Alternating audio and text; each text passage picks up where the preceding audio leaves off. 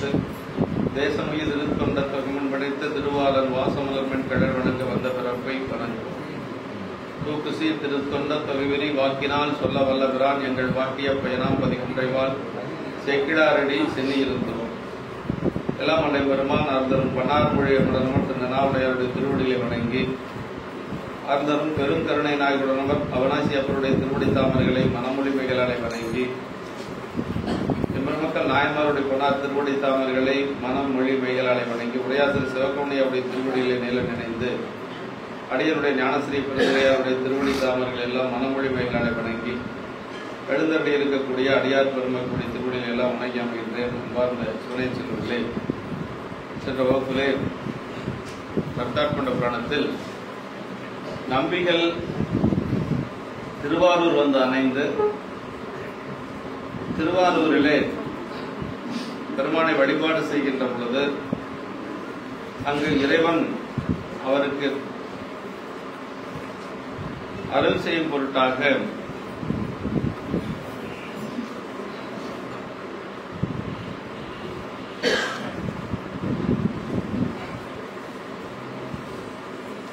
இறைவன் அங்கு அவருக்கு பெருமான் அவருக்கு நம்பிகளுக்கு திருவாரூரிலே அருள் செய்து அவர் நம்பிகளுக்கு என்ன சொல்றாருன்னா, பெருமான் வந்து நமக்கு தோழமையாக தந்தனம், உமக்கு தோழமையாக உனக்கு நம்மை தந்தனம் என்று சொல்லி இறைவனே வந்து நம்பிகளுக்கு தோழராக அங்கு உரிமை கொள்ளுகிறார். நம்பிகள் வந்து தம்பிரான் தோழர் என்று சொல்லி அங்கு இருக்கக்கூடிய அடியார் பெருமக்கள் எல்லாம் அவரை அடைகின்றார்கள். அப்படி தம்பிரான் தோழராக இருக்கக்கூடிய நம்பிகள் பெருமானை வழிபாடு செய்வதற்காக பூங்கோயில் உள்ளே சென்று வழிபாடு செய்து கொண்டு வருகின்ற பொழுது அங்கு பெருமானுக்கு திருத்தொண்டு செய்து கொண்டிருக்கக்கூடிய கமலினி என்று சொல்லக்கூடிய கைலாயத்திலே கமலினியாக இருந்த ஒரு பறவை நாச்சியாராக இங்கு அவதரித்திருக்கிறார். அந்த பறவை நாச்சியாரும் பெருமானை வழிபாடு செய்வதற்காக ஆலயத்துக்குள்ளே சென்று பறவை நாச்சியார் அங்கு வருகின்ற பொழுது நம்பிகள் அவரை வந்து பார்க்கிறார். அது பார்த்ததுக்கு என்ன காரணம் அப்படின்னா, கைலாயத்தில் அவர் பார்த்ததனுடைய பழைய விதி என்று சொல்லி சேக்கிழ பெருமான் சொல்றார். நற்பெரும் பான்மை கூட்ட நகை புதிந்து இளங்கு செவ்வாய் விற்புரை முதலின் வேர்க்கன் விளங்கிலை அவரை கண்டார். பறவைநாச்சியார் ஒருத்தர் நம்ம ஆரூர்ல வந்து இருப்பாங்க அப்படின்னு எல்லாம் சுந்தரருக்கு தெரியாது. அவரு பெருமானை வழிபாடு செய்வதற்காக தில்லையம்பதி வருகின்ற பொழுது தில்லையம்பதியிலேயே இருக்கிறார். அங்க வந்து அவர் வந்து பெருமானுடைய திரு நடனத்தை கண்டு அங்கேயே இருக்கிறார். அடுத்து எங்க போறதுன்னு அவருக்கு திட்டமெல்லாம் ஒண்ணும் கிடையாது. அப்படி இருக்கிற பொழுது பெருமான் அசரீரியாக பண்ணை ஆரூரில் வருக நம்பார் என்று சொல்லி ஒரு தெய்வ வாக்கு ஒன்று அசரீரியாக வருகிறது விண்ணிலிருந்து. அதற்கு பிறகு திருவாரூர் வருகிறார். திருவாரூர் வந்தவருக்கு திருவாரூர்ல இப்படி பறவையார் அப்படின்னு ஒரு பெண் இருப்பாங்கன்னு அவருக்கு தெரியாது. அப்படி வழிபாடு செய்து கொண்டு வருகின்ற பொழுது இந்த அம்மா வந்து அப்படி குறுக்கிடுகின்ற பொழுது யாருன்னு சொல்லி கேட்கிறார். அதான் நற்பெரும்பான்மை கூட்ட நகை பொதிந்து இளங்கு செவ்வாய் விற்பரை முதலின் வேர்க்கன் விலங்கிலை அவரை கண்டார் என்று சொல்லி அப்படி பறவையாரை கண்டவுடனே அவருக்கு ஏதோ ஒரு மாற்றம் மனதிலே தோன்றுகிறது. அப்படி மாற்றம் தோன்றுகிற பொழுது அதுக்கு பிறகுதான் அந்த பெண் யார் என்று சொல்லி அவர் வந்து கேட்க போறார். சென்ற வகுப்புல நம்ம வந்து அந்த பகுதி வரைக்கும் பார்த்திருக்கிறோம். இப்ப பறவையாருடைய அந்த ஒரு அழகை அவர் எப்படி பார்த்தார் அப்படிங்கறத சேக்கிழ பெருமான் நமக்கு சொல்றார்.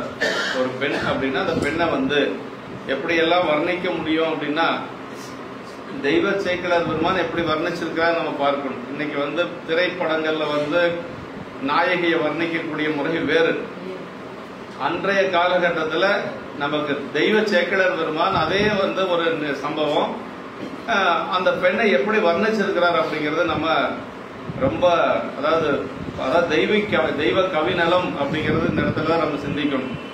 சொல்றார், அவர் நினைக்கிறார், மனசில் நினைக்கிறது இங்க வந்து சேக்கிழார் பெருமான் நமக்கு காட்டுறார். கற்பகத்தின் பூங்கொம்போ காமந்தன் பெருவாழ்வோ பொற்புடைய உன்னியத்தின் புண்ணியமோ புயல் சுமந்து விற்குவலை பவளமலர் மதிபூத்த விரை கொடியோ அற்புதமோ சிவனருளோ அறியேன் என்ற அதிசயத்தார். அருமையான பாட்டு. கற்பகத்தின் பூங்கொம்போ, இங்கே நான் காணும் இந்த பொருளானது கற்பக மரத்தினது பூக்களோடு கூடிய கொம்போ. கற்பக மரம் அப்படிங்கிறது தேவலோகத்தில் இருக்கக்கூடிய மரம். அது நம்ம இங்க எல்லாம் அந்த கற்பக மரம் எல்லாம் கிடையாது. தேவலோகத்துல இருக்கக்கூடிய மரம் தேவர்கள் எல்லாம் அணியக்கூடிய மலர் கற்பக மலர். அந்த மலரை பறித்து கொண்டுதான் அவர்கள் பெருமானை வழிபாடு செய்வாங்க, கற்பக மலர் என்று சொல்லி. அப்படி அந்த கற்பக மரத்தினுடைய ஒரு பூக்கள் பூத்திருக்கக்கூடிய ஒரு கொம்பாக இருக்குமோ என்று சொல்லி முதல்ல நினைக்கிறார். அதற்கு பிறகு காமந்தன் பெருவாழ்வோ அப்படின்னா அந்த அம்மாவுடைய அழகை பார்த்தா மன்மதன் தனது பெரிய வாழ்வாய் கொண்ட பொருளோ என்று சொல்லி, அதாவது அழகுக்கெல்லாம் அழகாக இருக்கக்கூடிய ஒரு பொருளாக இருக்குமோ என்று சொல்லி நினைக்கிறார். அது அடுத்தது பொற்புடைய புண்ணியத்தின் புண்ணியமோ அப்படின்னா அழகு என்ற ஒரு பொருள் செய்த புண்ணியத்தின் பயனாய் விளைந்த புண்ணியமோ.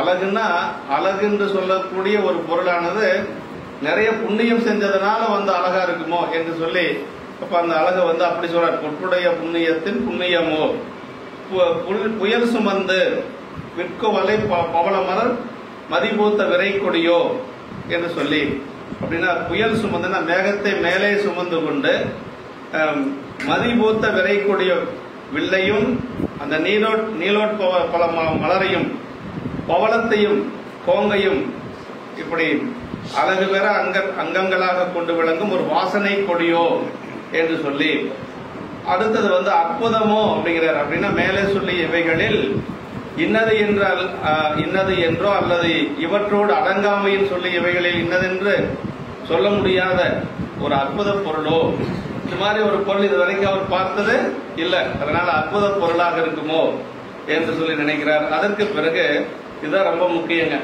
இப்படி காதல் உணர்ச்சியோட பார்த்தாலும் கூட கடைசி என்ன நினைக்கிறான்னா சிவனருளோ அப்படின்னு நினைக்கிறார்.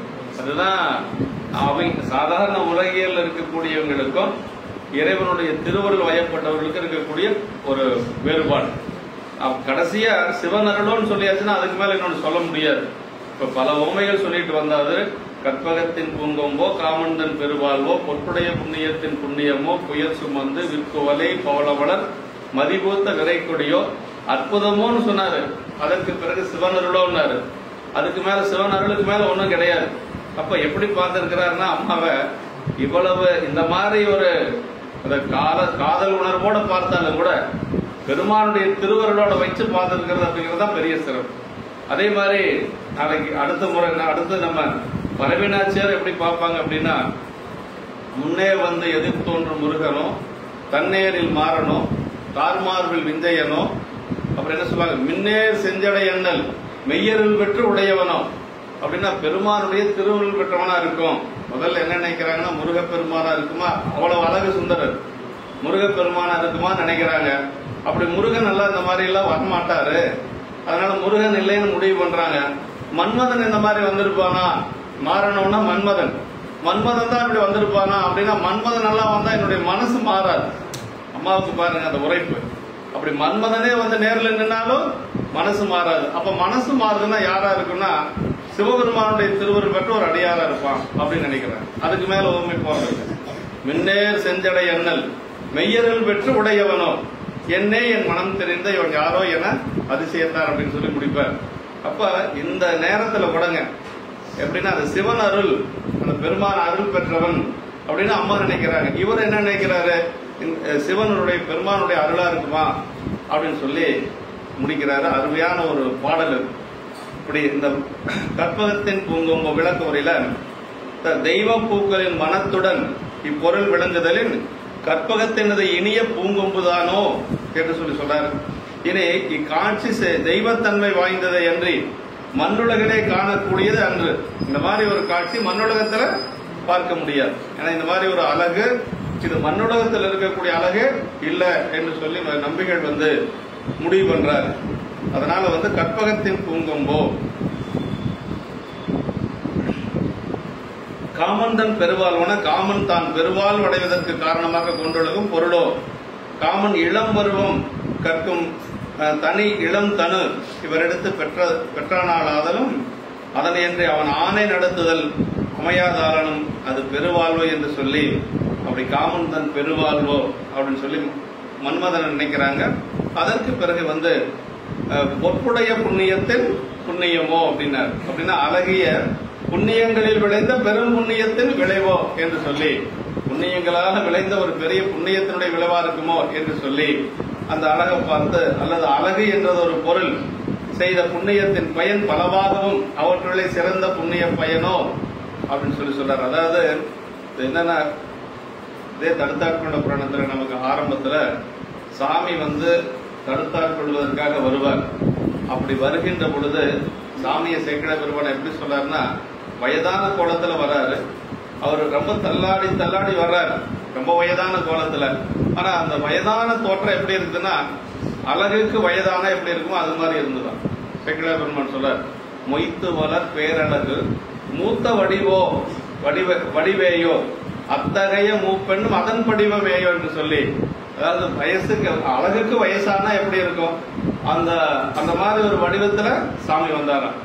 இங்க என்ன சொல்றாங்கன்னா, அப்படி அழகு என்று சொல்லக்கூடிய ஒரு செய்த புண்ணியத்தின் பயனாக இருக்கக்கூடிய ஒரு பெரிய பொருளா இருக்குமோ என்று சொல்லி சுந்தரர் அந்த பெண்ணை பார்த்து நினைக்கிறார்.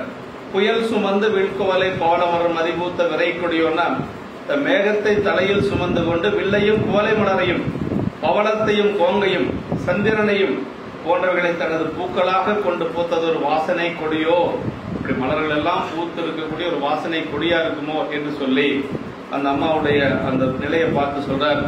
அதற்கு அடுத்தது புயல் சுமந்து என்று சொல்லி, புயல் சுமந்துன்னா அந்த கூந்தலை அப்படி அந்த புயல் அந்த மேகத்தை போன்ற அந்த கூந்தலை அப்படி புயல் சுமந்துங்கிறது அந்த கூந்தலை சொல்றாரு. விற்குவலை அப்படிங்கிறது புருவத்தை, வில்லுக்கு புருவத்தை ஓமையா சொல்லுவாங்க. இப்படி ஒவ்வொன்று குவலை கண்ணுக்கு குவலை மலர், அதாவது இதுல என்னன்னு சொல்றாரு, விற்குவலை பவள மலர் மதிப்பூத்த விரை குடியோங்கிறதுக்கு வில் அப்படிங்கிறதுக்கு கண்ணை சொல்றாரு. அந்த பறவையாருடைய கண் அப்படி வில் போன்ற கண். அப்புறம் அந்த கண் இருக்குது பாருங்க, உள்ளுக்குள்ள இருக்கிற கருவிழி இமை வில் போல, உள்ள இருக்கிற கண்ணு குவலை மலர் போல அப்படின்னு சொல்றாரு. அப்புறம் பவளம் என்று சொல்லுவது இங்க பவளம்ங்கிறது இதழ் வாய் பவளம் போல சிவந்த வாய் உடையவர் அப்படின்னு சொல்றாங்க.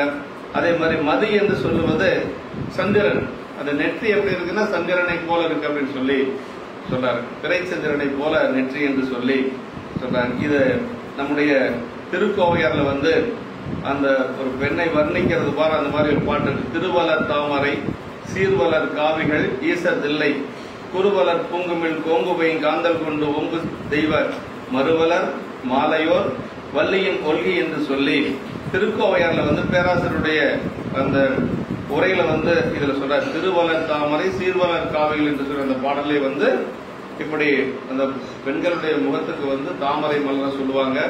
அதே மாதிரி நெற்றிக்கு சொல்லுகின்ற பொழுது சந்திரனை ஓமையா சொல்லுவாங்க. அந்த சந்திரனுடைய பாதி மதிவால் சடையாரை பயில்பு, இந்த பறவையாரை பற்றி சொல்லுகின்ற பொழுது பாதி மதிவால் முதலாரும் பதைத்து கடை திறந்தார் அப்படின்னு சொல்லுவார். அந்த சாமி தூது செல்லுகின்ற பொழுது அம்மா நடைய திறக்கிற பொழுது அப்ப எப்படி அந்த பாடல் வரும்னா, பாதி மதிவால் சடையாரை பயில் பூசனையின் பணிபுரிவார் பாதி இரவில் இங்கு அடைந்தது என்னே என்று பயம் எய்தி பாதி உருவில் பாதி உமையால் திருவுருவில் பரமராவது அறியாது பாதி மதிவால் முதலாரும் பதைத்து கடை திறந்தார். அது 4 வரை பாதி பாதி பாதின்னு எதுகை முறை அப்படி அமைஞ்சிருக்கு. அதுல அந்த கடைசியா வருகின்ற பொழுது பாதி மதிவால் முதல்னா அந்த நெற்றி இல்லைங்களா, அது எப்படி இருக்குதுன்னா சந்திரனுடைய பாதி எப்படி இருக்கும் அது மாதிரி பறவையாருடைய நெற்றி இருந்தது அப்படின்னு சொல்றாரு. அதே உண்மை இங்கேயும் சொல்றாரு. மதிபூத்த அந்த இது சொல்றாரு, மதி என்று சொல்ல அந்த பிறை சந்திரனுக்கு சொல்றாரு. இப்படி விரை கொடி அப்படின்னா மேலே கண்ட அங்கங்களாகிய பொருள்கள் உருவ காட்சிய கண்ணுக்கு புலன் ஆனவை அன்று இக்கொடி வாசனையும் தந்தது என்பார் விரை கொடியோ என்று சொல்லி. விரை கொடினா வாசனை மிகுந்த மலருடைய கொடி என்று சொல்லி, விரைனா வாசனை அப்படின்னு சொல்லுவாங்க. இப்படி மனமில்லா பூக்குடிகளை காட்சி அளவில் கண்டு கிடைக்கும் மக்களும் உணராதலில் எவ்வாறன்றி அந்த பூத்தருடன் விரையும் தரும் கொடி என்று சொல்லி. அப்படின்னா பூத்த மலர் எல்லாமே வாசனையுடைய மலர்கள் இருக்காது, ஒரு சில மலர் வாசனை இல்லாமையும் இருக்கும். இது எப்படி இருக்கு அப்படின்னா வாசனையுடைய மலர் போல அம்மா இருக்கிறாங்க என்று சொல்லி சொல்றார். மலர் மதி என்று கொண்டு அப்படி சொல்றார். அடுத்து அற்புதம்னா பெருமிதமும் அதை மகிழ்ச்சியும் தருவதோடு உள்ள நிகழ்ச்சி என்று சொல்லி அற்புதம் என்று சொல்லி திருவாசகத்தில் கூட அற்புதம் அறியேன் என்று சொல்லி அற்புத பத்துல பாதவரடிகள் பாடுறார். அது மாதிரி அடுத்தது வந்து கடைசியா சிவன் அருளோ என்று சொல்லி முடிக்கிறார். சிவன் அருளோன சிவனுக்கு ஆளாய் பின்னர் அவன் அருள் வழியே சென்று வாழ்கின்ற என்னை இவ்வாறு அற்புதப்படுத்துவது அவன் அருளல்லாது பிரிது ஒன்றினாலும் இயலாது. சுந்தரர் நினைக்கிறாரு, என்ன நினைக்கிறாருன்னா, இங்கு வந்து சிவனுக்கு ஆளாய் பெருமானுக்கு அடிமையாக எப்படி இருக்கிறார் சுந்தரர்? அவருடைய அருள் வழியே சென்று வாழ்கின்ற என்னை, அவனுடைய அருளை தவிர வேற ஒன்றும் என்னை இப்படி எல்லாம் மனசை மாற்ற முடியாது என்று சொல்லி, அதான் சிவன் அருளோ என்று சொல்லி நிறைவு செய்யறார் இந்த இதை ஓமையை. அதனால் அறியேன் என்று சொன்னா இது எனக்கு என்னன்னு தெரியல என்று சொல்லி அதிசயத்தார் இதுவும் அற்புதம் போலவே பெருமிதமும் இன்பமும் கலந்ததொரு உள்ள நிகழ்ச்சி ஆயினும் இன்னதென்று அறிந்து அனுபவிக்கப்பெறும் ஒரு அதாவது அதிசயமாக இருக்கிறது என்று சொல்லி ஒரு அதிசயம் கண்டாமே என்று சொல்லுவது போல முதலில் தெய்வ மனமும் தெய்வ ஒலியும் அப்புறம் தெய்வ அழகும் கொண்ட ஒரு பொருள் நம்பிகளது காட்சிக்கு உட்பட்டது. அதனை கொம்போ என்றார். பின் அதன் அழகு மிகுதி நோக்கி காமன் வாழ்வோ என்று சொன்னார். அதற்கு பிறகு புண்ணியமோ என்று சொல்லி கடைசியா சிவன் அருளோ என்று சொல்லி இதுல முடிக்கிறார் என்று சொல்லி, இப்படி அவன் அருளே என்று வேறு பற்றுக்கோடு தமக்கின்மையின் முன் நினைவின் குறிப்பு தோன்ற சிவனருளோ என்ற மன நிகழ்ச்சி ஆயிற்று என்று சொல்லி நிறைய ஓமைகள் அந்த மாதிரி முடிப்பாருங்க. இந்த 2 ஓமையும் அதே மாதிரி வருது. அதே மாதிரி ஞானசம்பந்த பெருமாள் நாவுக்கரசருடைய முதல் சந்திப்புல 2 பேர்த்துக்கும் 3 ஓமை சொல்றார் சேக்கிழார் பெருமாள்.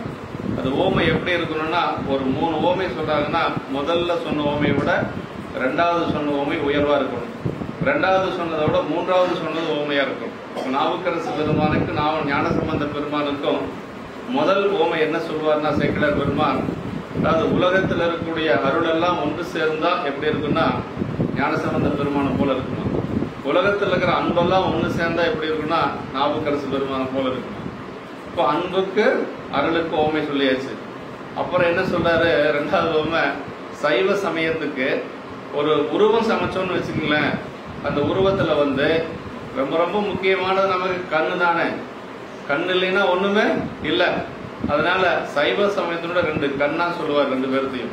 யாரு? ஞானசம்பந்த பெருமானையும் நாவுக்கரசரையும். சைவ சமயத்துக்கு 2 கண் அப்படின்னா இவங்க தான் 2 கண்ணு. அப்புறம் அதுக்கு அடுத்து இன்னொரு ஓமை சொல்லணும். அது எப்படி சொல்றது? இப்ப சைவ சமயத்துக்கு 2 கண்ணுன்னு சொல்லியாச்சு. இதுக்கு மேல ஓமை பார்த்தாரு சேக்கிழார் பெருமான். ஞானசம்பந்த பெருமானுக்கு என்ன ஓமை சொன்னார்னா, ஆலகால விஷத்தை உண்டு இந்த உலகத்தை காப்பாத்தினார் பாருங்க சிவபெருமான். சிவபெருமானுடைய திருவருள் போல ஞானசம்பந்த பெருமான்ட்டாரு. சரி, அப்பர் சாமிகளுக்கு என்ன ஓமை சொல்றது? இந்த உலகத்தை எல்லாம் படைச்சு நமக்கெல்லாம் அந்த தனகரண புவன போகங்களை எல்லாம் கொடுத்துட்டு இருக்கிறாள் உமையம்மை. அந்த உமையம்மையினுடைய திருவருளை போல நாவுக்கரசு பெருமான் சொன்னார். இந்த மாதிரி ஓமையெல்லாம் யாராலையும் சொல்ல முடியாது. அப்ப இந்த ஓமையிலே வந்து கடைசியா சொன்னது என்னன்னா பெருமானுடைய திருவருள், உமையம்மையினுடைய திருவருள். அதுக்கு மேல ஓமை சொல்ல முடியாது. அதான் அருட்பெருகு தனிக்கடலும் உலகுக்கெல்லாம் அன்பு சரி கடலுமாம் எனவும் ஓங்கும் பொருட்சமய முதல் சைவ நெறி தான் பெற்ற புண்ணிய கண்ணிரண்டு எனவும் இருட்கடு உண்டவர்தம் அருளும் உலகமெல்லாம் ஈன்றால் தன் திருவருளும் எனவும் கூடி தெருட்கடை ஞானக்கன்றும் அரசும் செஞ்சடை மாணவர் கோயில் சேர்ந்தார் அன்றே என்று சொல்லுவார்கள். முதல் சந்திப்புல 2 பேரை சந்திச்சு 2 பேரை சீர்காழி கோயிலுக்குள்ள போவாங்க வழிபாடு செய்யறதுக்கு. அப்ப இந்த ஓமை சொல்றார். அப்ப சிவபெருமானுடைய திருவருளை சொல்லியாச்சு அப்படின்னா அதற்கு மேல இன்னொரு ஓமை சொல்லக்கூடாது. இங்கே அதே பேருதான வருது. அது கூட வந்து 2 பெருமக்களுடைய நிலைய சேக்கிழார் பெருமான் நமக்கு சொல்றார். இங்க காதல் உணர்வை சொல்லுகின்ற பொழுது கூட அது என்ன நம்பிகள் என்ன நினைக்கிறாருன்னா, சரி பெரிய ஒரு காமனால் படைக்கப்பட்ட ஒரு பெரிய அழகு, அந்த அழகெல்லாம் நினைக்கிறாரு. ஆனா அப்படியெல்லாம் இருந்தா என்னுடைய மனசு வந்து மாறாது. ஏன் மாறாதுன்னா, நான் முழுக்க இறைவனுக்கு ஆட்பட்டு அவனுக்கு அடிமையாக அவனுடைய திருவருளிலேயே இருக்கிறேன் நான். அப்படி இருக்கிற பொழுது இறைவனுடைய திருவருளா தான் இருக்கும் என்று சொல்லி நினைக்கிறார். அதே மாதிரி அந்த அம்மாவும் நினைக்க போறாங்க. அதான் இந்த பாட்டினுடைய ஒரு பெரிய சிறப்பு. அதான் அவன் அருளே அன்றி வேறு பற்றுக்கோடு தனக்கு இன்மையின். அவருக்கு என்ன வயசு? 16 வயசு சுந்தரருக்கு. என்ன நினைக்கிறாருன்னா, பெருமானுடைய பற்றுக்கோட்டிலேயே இருக்கிறார். வேற எந்த ஒரு பற்றுக்கோடு அவருக்கு கிடையாது. கல்யாணம் மேடையில போய் ஒரு 16 வயசு பையனை எந்திரிக்க சொன்னா எந்திரிப்பானா நினைச்சுப்பாரு. இன்னைக்கு இருக்கக்கூடிய பையன் என்ன வேணாலும் செய்வான் இல்லையா? ஆனா அவர் எந்திரிச்சு வந்தார். அப்படி எனக்கும் உனக்கும் ஒரு வழக்கு இருக்குதுன்னா அதை முடித்த பின்பே வதுவை செய்வது அப்படின்னா அதான் சுந்தரருடைய சத்தியமான ஒரு நிலை அப்படிங்கிறது. அவர் சின்ன வயசு 16 வயசு ஒரு கல்யாண கோலத்துக்கு இருக்கிற பையனை போய் நீ எனக்கு அடிமை, நீ எனக்கு இந்த அடிமை செய்யணும், திருமணம் செய்யறதுக்கு உனக்கு தகுதி இல்லை, எனக்கு பணி செய்யறதுக்கு தான் தகுதின்னு ஒருத்தர் சொன்னா அது நடக்குமானா சுந்தரர் அவ்வளவு சத்தியமானவர்ங்கிறது அந்த இடத்துல நிரூபிச்சு காட்டுறாரு.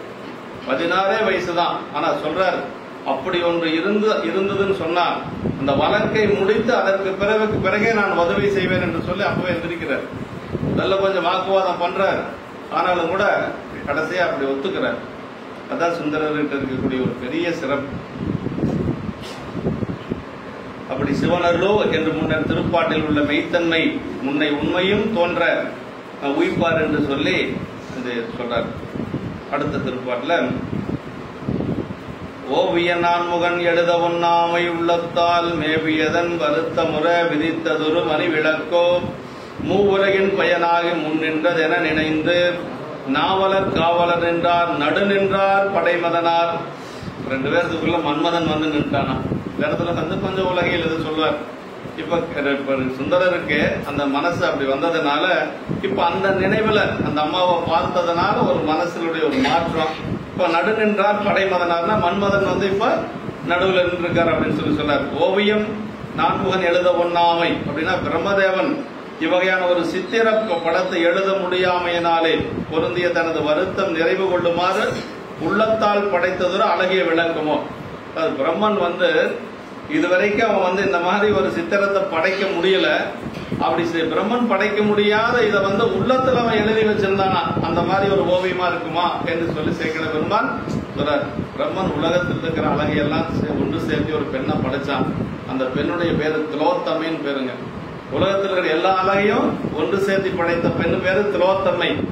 அந்த திலோத்தமையை படைச்சிட்டு கடைசியா பார்த்தா அந்த பெண்ணுடைய அழகுல அவனே மயங்கினான். அவனே மயங்கி என்ன பண்ணானா இந்த பெண்ணை நானே அடைவேன் என்று சொல்லி அந்த பெண்ணை அடையறதுக்கு முற்பட்டான். அப்படி அடைய முற்படுகின்ற பொழுது அந்த பெண் அவங்கிட்ட இருந்து தப்பிச்சு ஓடுகின்ற பொழுது 4 பக்கம் 4 முகம், அவனுக்கு 4 முகம் தானே, 4 பக்கமும் தேடுனானா அந்த பெண் எங்கேன்னு சொல்லி. அந்த பெண்ணை கண்டுபிடிக்க முடியல அவன். இது எங்க சொல்றாரு அப்படின்னா ஞானசம்பந்த பெருமானுடைய சரீரத்தில் சொல்றாரு.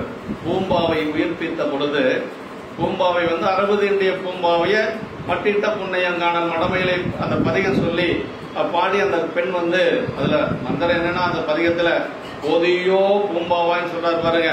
அந்த போதியோ என்னும் அன்னமை திருவாக்கு என்னும் அமுதம் அந்த அந்த அன்னமை அந்த போதியோங்கிறது தான் அந்த குடத்துக்குள் இருக்கக்கூடிய சாம்பலை பெண்ணாக மாற்றியதுன்னு சேக்கிழ பெருமான் சொல்றார். அப்படி அந்த பதிகம் பாடி அந்த பெண் உயிர் பெற்று வருகின்ற பொழுது அது எப்படி இருக்குது அப்படின்னா 1000 லட்சுமி சேர்ந்தா கூட அந்த பெண்ணுடைய அழகுக்கு முன்னாடி நிக்க முடியாது. அந்த மாதிரி ஒரு அழகு. அவர் சிவநேசனார் ஞானசம்பந்த பெருமானுக்காக வளர்த்த பெண். ஞானசம்பந்த பெருமானுக்காக அந்த பெண்ணை வளர்க்கிறார். அந்த காலத்திலேயே பெரிய கோடீஸ்வரர் சிவநேசனார். அப்ப இந்த பெண்ணை ஏற்றுக்கொள்ளுங்க அப்படின்னு சொல்லுகின்ற பொழுது அவர் சொன்னாராம், உங்களுடைய பூம்பாவை இறந்து போச்சு, இந்த பெண் எனக்கு முறை வேறு அப்படின்னு. என்ன என்னுடைய இப்ப பதிகம் பாடி திருவருளால வந்ததால அந்த பெண் எனக்கு இப்ப மகள் முறை அப்படின்னாராம். அப்ப ஞானசம்பந்த பெருமானுக்கு வயசு 16 வயசு. ஞானசம்பந்த பெருமான் அந்த குழந்தையை பார்த்து அந்த பொண்ணை பார்த்து பூம்பாவைக்கு இப்ப 13 வயசு. பூம்பாவை பார்த்து எனக்கு மகள் அப்படின்னாராம். ஆனா இந்த நான்முகனுக்கு என்ன வயசுன்னா சொல்ற சேக்கிழ பெருமான இடத்துல எண்ணில் ஆண்டு எய்தும் வேதா. எண்ணில் ஆண்டுன்னா அவனுக்கு இத்தனை வயசுன்னு யாருனாலையும் சொல்லவே முடியாது. ரொம்ப கிழவன் இல்லைங்களா, பல யுகங்கள் இல்லையா. எண்ணில் ஆண்டு எய்தும் வேதா தான் படைத்தவள் எழிலின் வண்ணம் நன்னும் நான்முகத்தால் கண்டான். ஒரு அழகான ஒரு பெண்ணை படைச்சு அந்த பெண்ணை தானே அடையணும்னு சொல்லி 4 திசையிலே 4 முகத்தால தேடுனானா. அவர் சொல்றாரு, புண்ணிய 16 ஆண்டு பேர் வரும் புகழி வேந்தர் கண்ணுதர் கருணை வெள்ளம் 1000 முகங்களால் கண்டார் அப்படின்ற. ஞானசம்பந்த பெருமானுக்கு 16 வயசு. ஆனா அந்த அந்த அந்த திலோத்தமை விட பல மடங்கு அழகா இருக்கக்கூடிய அந்த பெண்ணை எப்படி பார்த்தாருன்னா 1000 கண்களால பார்த்தாராம். எப்படி கருணையோட பார்த்தார். இதுதான் அந்த தேவர்களுக்கு நம்முடைய அடியார்களுக்கு இருக்கக்கூடிய வேறுபாடு. அப்ப ஞானசம்பந்த பெருமான் சுந்தரர் இவங்க எல்லாம் எதை நம்பி இருந்தாங்க அப்படின்னா பெருமானுடைய திருவருள் ஒன்றைத்தான் உயர்வாக்க வேற ஒன்றும் கிடையாது. அவங்களுக்கு எந்த சூழ்நிலையிலையும் இறைவனுடைய திருவருளுக்கு மேல அவங்க போக மாட்டாங்க. இந்த இயற்கை உலகியல்ல ஒரு சிலதெல்லாம் வர்றது இயற்கை. சுந்தரர் பார்த்த பெண்களை எல்லாம் அப்படி விரும்பல. இந்த 2 பெண்களை பார்த்த உடனே அவர் மனசு மாறுது. அதுக்கு என்ன காரணம்? பழைய விதி, வேற ஒன்றும் கிடையாது. கோட்புலி நாயனாருடைய இதுக்கு எதுக்காக நம்ம சொல்றோம்னா, அவங்க எல்லாம் எப்படி வாழ்ந்து இருக்கிறாங்க அப்படிங்கறத நம்ம சிந்திச்சு பார்க்கணும். கோட்புலி நாயனார் அவருக்கு 2 பெண்கள், சிங்கடி வனப்பகை என்று சொல்லி 2 பெண் குழந்தை. அவர் இவரையே குருநாதரா வச்சிருக்கிறார். சுந்தரரையே குருநாதரா வச்சு எப்படியாவது என்னைக்காவது ஒரு நாளைக்கு நம்ம வீட்டுக்கு நாட்டியத்தான்குடி, அந்த ஊர் பேர் திருவாரூர்ல இருந்து ஒரு 20 கிலோமீட்டர் நாட்டியத்தான்குடி, அடியன் எல்லாம் அங்க போயிருக்கிறேன். அந்த எப்படியாவது ஒரு நாளைக்கு சுந்தரர் நம்ம வீட்டுக்கு வரமாட்டார்னு அவர் ஏங்கிட்டு இருக்கிற பொழுது சுந்தரரே போறார். அப்படி செல்லுகின்ற பொழுது அவருக்கு பாத பூஜை எல்லாம் செஞ்சு அவரை உபசரிக்கிறாங்க. உபசரிச்சு அவருக்கு அப்படி அமர்ந்து கொண்டு இருக்கிற பொழுது அந்த 2 பெண்களை அழைத்து கொண்டு கோட்புலியார் சொல்றாரு, இந்த 2 பெண்களையும் நீங்க அடிமைகளாக ஏற்றுக்கொள்ளுங்கள் அப்படிங்கிறாங்க. அடிமைகள் அப்படின்னா, அடிமைனா எப்படி வேணாலும் அவங்க பயன்படுத்திக்கலாம் இல்லையா? ஆனா அவர் என்ன சொன்னார்னா, சுந்தரர் இந்த 2 பெண்கள் எனக்கு மகள் மாதிரி என்று சொல்லி, மகள் அப்படிங்கறது அந்த ஸ்தானத்தை எப்படி கொடுத்தாருன்னா, தன்னுடைய தொடை மேல அமரச் செய்து அந்த பெண்களை உச்சி முகந்தார் என்று சொல்லி சேக்கிழார் பெருமான் சொல்வார். அப்படின்னா பார்க்கிற பெண்களை எல்லாத்தையும் அவர் அப்படி அவங்க நினைக்கல. பறவையார் சங்கிலியாரை தவிர வேற எந்த ஒரு பெண்ணையும் அவர் அந்த மாதிரி பார்க்க, அதுதான் பெரிய சிறப்பு. அதனால இங்க இந்த ஓவியன் நான்முகன் எழுத ஒன்னா என்று சொல்லி சொல்றார். பிரம்மதேவன் ஒரு சித்திரப்படத்தை எழுத முடியாமையினாலே தனது வருத்தம் நிறைவு கொள்ளுமாறு உள்ளத்தால் படைத்து அந்த ஒரு அழகை இப்ப வெளியில, அப்படின்னா அந்த அளவுக்கு அதான் சொல்றாரு. கும்பாரும் சேர்வரியார் பின்னாடி சொல்லுவாங்க, பறவை இந்த பெண் யாருன்னு சொல்லி கேட்பார் சுந்தரர். அப்ப அந்த இருந்த அடியாரெல்லாம் சொல்லுவாங்க, அவங்க பேர் பறவை, கும்பர்தரத்தாருக்கும் சேர்வதறியார், தேவர்கள் கூட நெருங்க முடியாத அளவுக்கு பெருமையுடையவர் என்று சொல்லி சொல்லுவாங்க. அந்த அளவுக்கு சொல்றாரு. அப்படி மேல் கீழ் நடு என்னும் உலகங்களாலும் பெரும் பயனேயாய் என் முன் இங்கே நின்றது என்று சொல்லி, அப்புறம் என்ன சொல்றாருன்னா, அது தொழுது செல்வாராகிய நாவலர் பெருமான் மேற் செல்கின்ற அதை நிறுத்திவிட்டு நின்றனர். நடு நின்றார் படைமதனார் அப்படின்னா படையேந்திய மன்மதன் இவ்வாறு கண்டு ஐயமுற்ற நம்பிகளுக்கு அவரால் காணப்பட்ட நங்கைக்கும் நடுவே மன்மதன் நின்றான் என்று சொல்லி சொல்லாரிக்கும். அப்படி போயிட்டு இருந்தவர் அந்த பெண்ணை பார்த்த உடனே கொஞ்சம் நிக்கிறாரு, யாரா இருக்கும். ஏன்னா எத்தனையோ பெண்களை பார்த்திருப்பார், ஆனா இந்த பெண்ணை பார்த்தது மட்டும் அவட கொஞ்சம் மனசு மாறும். அதுக்கு காரணம் அந்த பழைய விதி அப்படிங்கிறது தான். ஓவியம் நான்முகன் ஒண்ணாமை அப்படின்னா நான்முகன் ஓவியம் எழுத ஒண்ணாமையால் அப்படின்னா எழுத முடியாததுனால இந்த மாதிரி ஒரு பெண்ணுடைய உருவத்தை இதுவரைக்கும் அவன் படைத்ததே இல்லை. அதான் சொல்றாரு. ஞானசம்பந்த பெருமானுடைய கைகளை பற்றி சொல்லுகின்ற பொழுது சேக்கிழார் பெருமான் சொல்வார், அந்த முதல் சந்திப்புல நாவுக்கரசு பெருமான் போய் வணங்குவாரு. நாவுக்கரசு பெருமான் வணங்குகின்ற பொழுது ஞானசம்பந்த பெருமான் என்ன பண்றாருன்னா, அந்த கையை அப்படியே பற்றி எடுப்பார். அப்ப சொல்றார் சேக்கிழார் பெருமான் என்ன சொல்வார்னா, அதாவது அந்த அடி வணங்குகின்ற பொழுது அவர் நல்லா நேற்று தான் அந்த இது நிகழ்வு நாம குமராபாளையத்தில் சிந்திச்ச முதல் சந்திப்பு அது தொழுது அணைவுற்ற ஆண்டரசு தொண்டர் குலாத்திடை சென்று பழுதில் பெறும் காதலுடன் அடிபணிய பணிந்தவர்கள் கரங்கள் பற்றி எழுதறிய மலர்கரத்தால் எடுத்தெறிஞ்சி விடையின் மேல் வருவாதமை அழுது அழைத்து கொண்டவர் தான் அப்பாரே என்ன அவரும் அடியேன் என்றார் அப்படின்றார். அந்த இடம் தான் அருமையான இடங்க. தொழுது அணைவுற்ற அப்படியே வணங்கி கொண்டே வராரு. நாவுக்கரசு பெருமான் அந்த ஞானசம்பந்த பெருமானுடைய திருவடியை வணங்குறதுக்கு சிதம்பரத்திலிருந்து சீர்காழி வரைக்கும் கையை தலைமையில தூக்கி வச்சார். அப்படியே வணங்கி கொண்டே வர்றாரு. 20 கிலோமீட்டர் கையை கீழே போடல. அப்படி வணங்கி கொண்டு வந்தவர் ஞானசம்பந்த பெருமானுக்கு செய்தி போகுது, அவரை எதிர்கொண்டு வர்றார். அப்படி வந்த உடனேயே தொண்டர் குலத்திடை சென்று தொழுது கரத்தோடு அப்படியே அந்த தொழுத கையோட ஞானசம்பந்த பெருமானுடைய திருவடியை வணங்குறாரு. அப்படி வணங்கின கைய ஞானசம்பந்த பெருமான் அப்படி பற்றி எடுக்கிறார். அது எப்படி இருக்குதுன்னா சொல்ற எழுதறியா மலர்கரத்தால் எடுத்தறிஞ்சிம்பார். அதுக்கு உரையாசிரியர் சொல்றாருங்க, ஞானசம்பந்த பெருமானுடைய அந்த கைகளுடைய அழகை வந்து எந்த ஒரு ஓவியனாலும் தீட்ட முடியாது அப்படிங்கிறது. எழுதறியா மலர்கரத்தால் அப்படின்னு சொல்லுவார். அப்ப அது மாதிரி இந்த பறவைநாச்சியருடைய அழக நான்முகனே நினைச்சா கூட அந்த மாதிரி ஒரு பெண்ணை படைக்க முடியாது, அந்த ஓவியத்தை தீட்ட முடியாது என்று சொல்லி அந்த அளவுக்கு இங்க சொல்றாரு. நான்முகன் எழுத ஒண்ணாமை என்று சொல்லி அது கட்டடம் முதலியவற்றிற்கு கீற்று வரைவு எழுதி கொள்ளுதல் போல ஒருவன் ஒரு பொருளை செய்ய வேண்டுமாயின் அதன் உருவத்தை முதற்கன் ஒரு படத்தில் வரைந்து கொள்ளுதல் வேண்டும். எல்லாமே அப்படிதான். ஒரு சிலை செஞ்சாலும் சரி, மண்பாண்டம் செஞ்சாலும் சரி, முதல்ல வந்து அந்த படத்தை எழுதி வச்சுக்குவாங்க, ஓவியமே எழுதி வச்சுக்குவாங்க, அதை பார்த்து அப்படியே வரைவாங்க. அது மாதிரி சொல்றாங்க. இது மாதிரி வந்து ஒரு நான்முகன் அந்த மாதிரி எழுதி வச்சது போல சொல்லி சொல்றாங்க. இதற்கு ஒரு முதலில் ஒரு ஓவியம் எழுதி கொண்டிருத்தல் வேண்டும். அவ்வோவியம் புறத்தை படத்தில் வரைவதற்கு முன்னர் என்று சொல்லி உள்ளக்கிளியின் உருவெழுதி என்னும் அப்பர் பெருமான் வந்து திருத்தாண்டகத்துல பெருமான வந்து திருவாரூர் தேவாரத்தில் சொல்றாரு. உள்ளக்கிளியின் உரு எழுதி அப்படின்னு சொல்லி உள்ளத்துல வந்து பெருமானுடைய உருவத்தை அப்படி எழுதி வச்சிருக்கிறாராம் அப்பர் சாமிகள். திருவாரூர் தேவாரத்தில் சொல்றாரு. திருவாரூர் பெருமானை தோத்திர மாதலின் மேலே சிவனருளோ என்ற நம்பிக்கைகளுக்கு இத்தேவாரத்தில் கண்டபடி அவனது தனிமை தோன்ற அவனது அருளின் தனிமையும் அவ்வாறே போகும் என்று சொல்லி சொல்றார். ஓவியம் நான்முகன் எழுத ஒண்ணாமை உள்ளத்தான் என்று சொல்லி சொல்றார். மூவுலகின் பயனாகினர் மூன்று உலகில் உள்ளாரும் பாராட்டும் அழகிய புண்ணிய பொருளாகி என்று சொல்லி பறவையாரை பற்றி சொல்லுகின்ற பொழுது மூவுலகின் பயனாகி முன்னின்றது என நினைந்துள்ளார். இந்த மூன்று உலகத்துடைய பயனாக அந்த பெண் வந்து இப்ப அப்படி இருக்கிறாங்க என்று சொல்லி சொல்லார். மாதவம் செய்த தென்திசை வாழ்ந்திட தீதில்லா திருத்தொண்ட தொகை தர நம்பிகள் இங்கு வருமாறு ஆணையிட்ட அருள் நிகழ்வதற்கு இதுதான் காரணம்.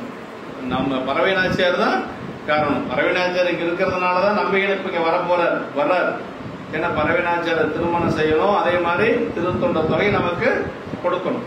பறவை நாச்சியார் மேல பார்த்ததனுடைய தொடர்ச்சி தானே, அதான் சொல்றாரு. அதே அங்கு கண்ட காட்சியே காரணமாய் அதன் பயனை இதுவாயிற்று என்று சொல்லி அதனால மூவுலகின் பயனாகி என்று சொல்லி சொல்றார். சிவனருளோ என்று சொல்லி சொல்றார். நாவலர் காவலர் திருநாவலூரில் அவதரித்த பெருமான் தமிழ் நாவலர் தலைவர் என்று சொல்லி நம்முடைய சுந்தரமூர்த்தி சாமிகளுக்கு தமிழோடு சேர்த்து பல இடங்கள்ல சொல்லும், எல்லாத்துக்குமே சொல்லியிருக்காங்க.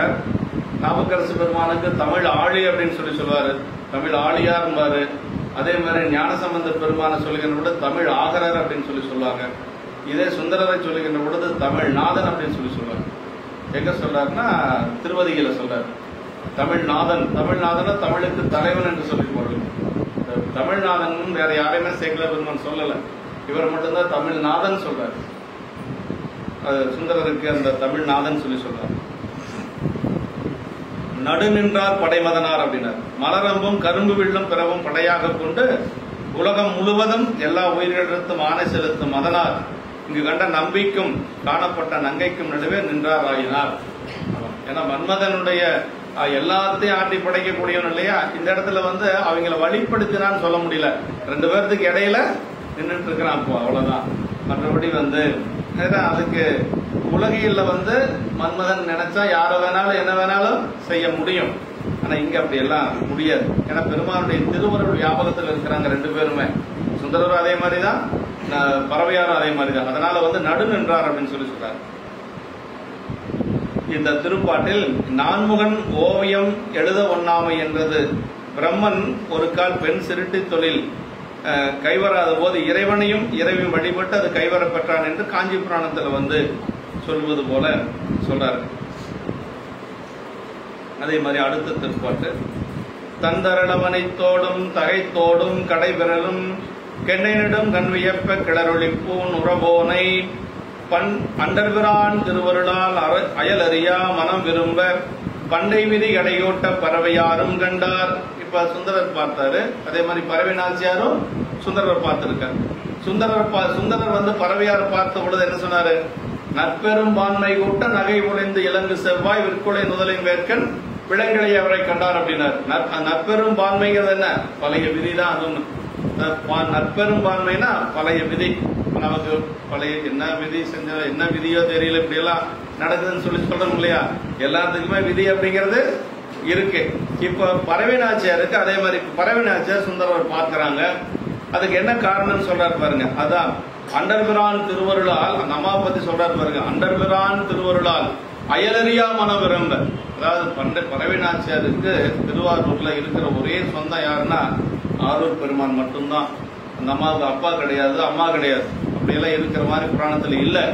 அப்ப ஒரே ஒரு பற்று அப்படின்னா பெருமானுடைய பற்று மட்டும்தாங்க. இந்த அண்டர்பிரான் திருவருளால் அயலறியா மனம்னு வேற ஒன்னும் தெரியாது அந்த அம்மாவுக்கு. இருக்கக்கூடிய தியாகேச பெருமான தெரியும், வேற யாரையும் தெரியாது. அப்படி இருக்கக்கூடிய அம்மாவுக்கு பண்டை விதி கடை கூட்ட, அது விதியின் காரணமாக சுந்தரரை மட்டும் அப்படி பார்த்துறாங்க. இதுவரைக்கும் யாரை பார்த்தா மனசு சலனம் ஆகல, இப்ப சுந்தரரை பார்த்துட்டாங்க. அதான் சொல்ல தந்தரள மணித்தோடும் தகைத்தோடும் கடைவிரலும் குளிர்ந்த முத்தும் மணிகளும் இழைத்த தோடுகளையும் தாண்டி போடும் தன்மை வாய்ந்த கடைவிரல்கின்ற கெண்டைமீன் போன்ற வடிவமைந்த கண்கள் வியப்படைய.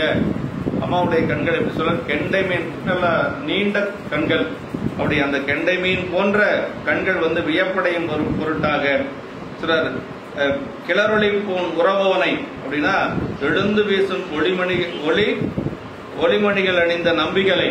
நம்பிகள் வந்து எப்படி இருக்கிறார்னா, அவர் ஏற்கனவே நல்ல அழகு இல்லையா, சுந்தரம்னாவே அழகு. அதுக்கு மேல நிறைய பட்டாடைகள் மணி எல்லாம் அப்படி பூண்டிருக்கிறார். ஏன் அப்படின்னா திருமண கோலத்துல தடுத்தாட்கொண்டதுனால எப்பொழுதும் நீ இந்த கோலத்தோட இருக்கணுங்கிறது பெருமானுடைய ஆணை. எப்பொழுதும் அன்று வேள்வியில் கொண்ட கோலம் எப்பொழுதும் இருக்கணும் என்று சொல்லி பெருமான் நினைக்கிறார். இப்ப அவர் வந்து அப்படியே இந்த அணிந்திருக்கக்கூடிய அணிகலன் இருக்கக்கூடிய அந்த ஒளி அப்படி ஒளிகள் எல்லாம் வந்து அப்படியே ஒளிமணிகள் இருந்த நம்பிகளை வந்து அது அண்டர்பிரான் திருவருளால் அயலறியா மனம் விரும்ப பண்டை விதி கடை கூட்ட பறவையாரும் கண்டார். உன் கைலாயத்தில் பெருமான் விதித்த ஆணை இருதலையும் சேரும்படி கூட்டுவித்ததான் பறவை அம்மையாரும் கண்டார். இப்ப சுந்தரர் பார்த்துட்டாரு. அதே மாதிரி பறவை நாச்சியாரும் சுந்தரர் பார்த்தாச்சு. சுந்தரர் பார்த்துதான் சொல்ற நெடுங்கன் வியப்பனர். நெடுங்கன் வியப்ப கிளறொழிப்புன் உறவோனை. அத காதளவு ஓடுதலும் பிறழ்தலும் அழகிய பெண்களின் கண்களுக்கு இயல்பு. பெண்களுடைய கண்ணுனா அப்படி அங்கே இங்கே அப்படி பிறந்து கொண்டே இருக்கணுமா. அதை வந்து காதளவு பிறழக்கூடிய கண்கள் அப்படின்னு சொல்லி நமக்கு இலக்கியத்துல சொல்றாங்க. மாநிலம் பிழையோ அப்படின்னு சொல்லி வரும். நம்ம மானுடைய கண்களை வந்து ஓமை சொல்லுவாங்க, கயல் மீன்களுடைய கண்களை ஓமை சொல்லுவாங்க, அதே மாதிரி கெண்டை மீன்களை ஓமை சொல்லுவாங்க, வாளுக்கு ஓமை சொல்லுவாங்க, வால் போன்ற விழிகள் அப்படின்னு சொல்லி சொல்லுவாங்க. வாழ்த்தடங்கன் யாரு உமையம்மை சொல்லுகின்ற பொழுது வாழ்த்தடங்கன் அப்படின்னு சொல்லி சொல்லுவாங்க. நீண்ட கண்கள் என்று சொல்லி சொல்லுவாங்க. அப்படி இங்கும் கண்ணையே முதலில் சுட்டியது கண் அழகின் பெருமை குறித்தது. அவ்வாறு நம்பிகளையும் வியக்க செய்த கண்களே இப்போது தாம் வியப்படைய.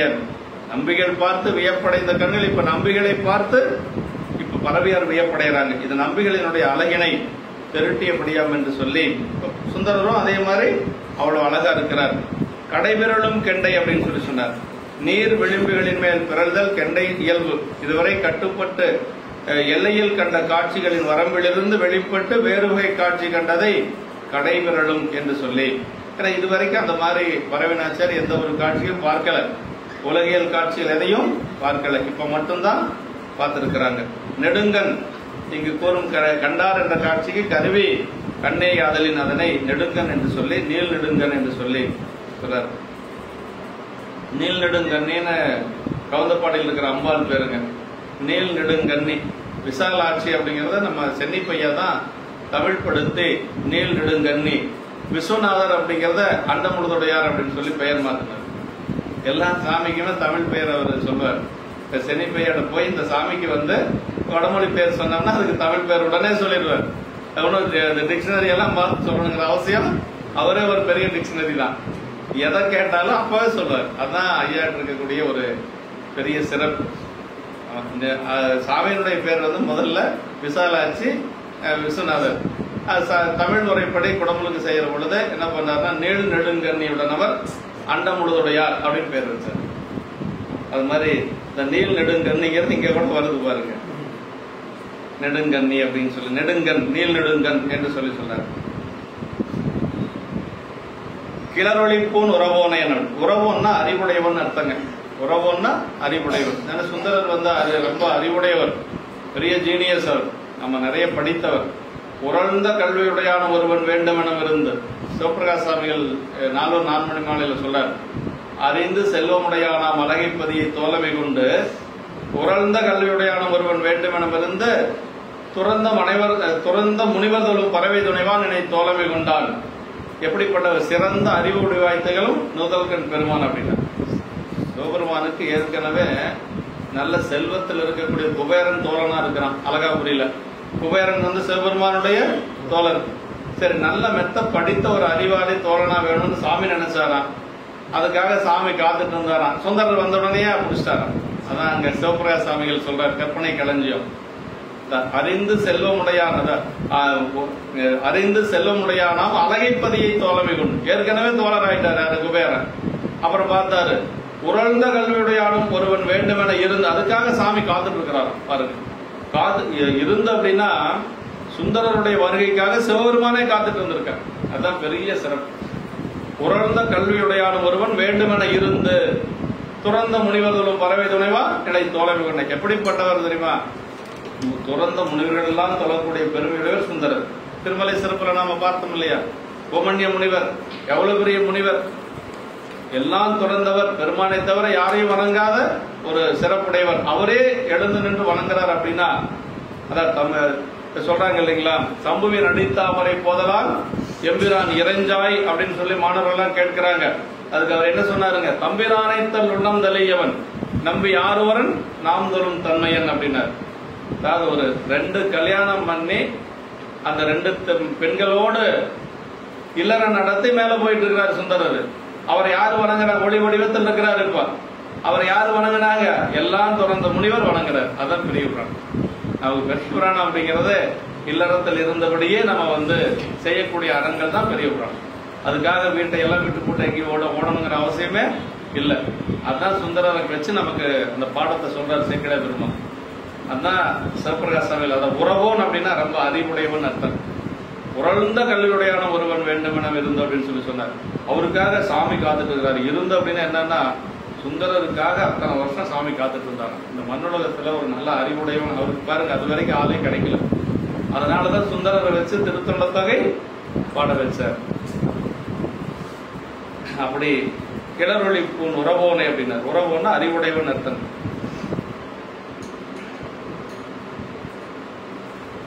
முன்னே அத பறவையாரும் அவரை பார்த்துட்டாங்க.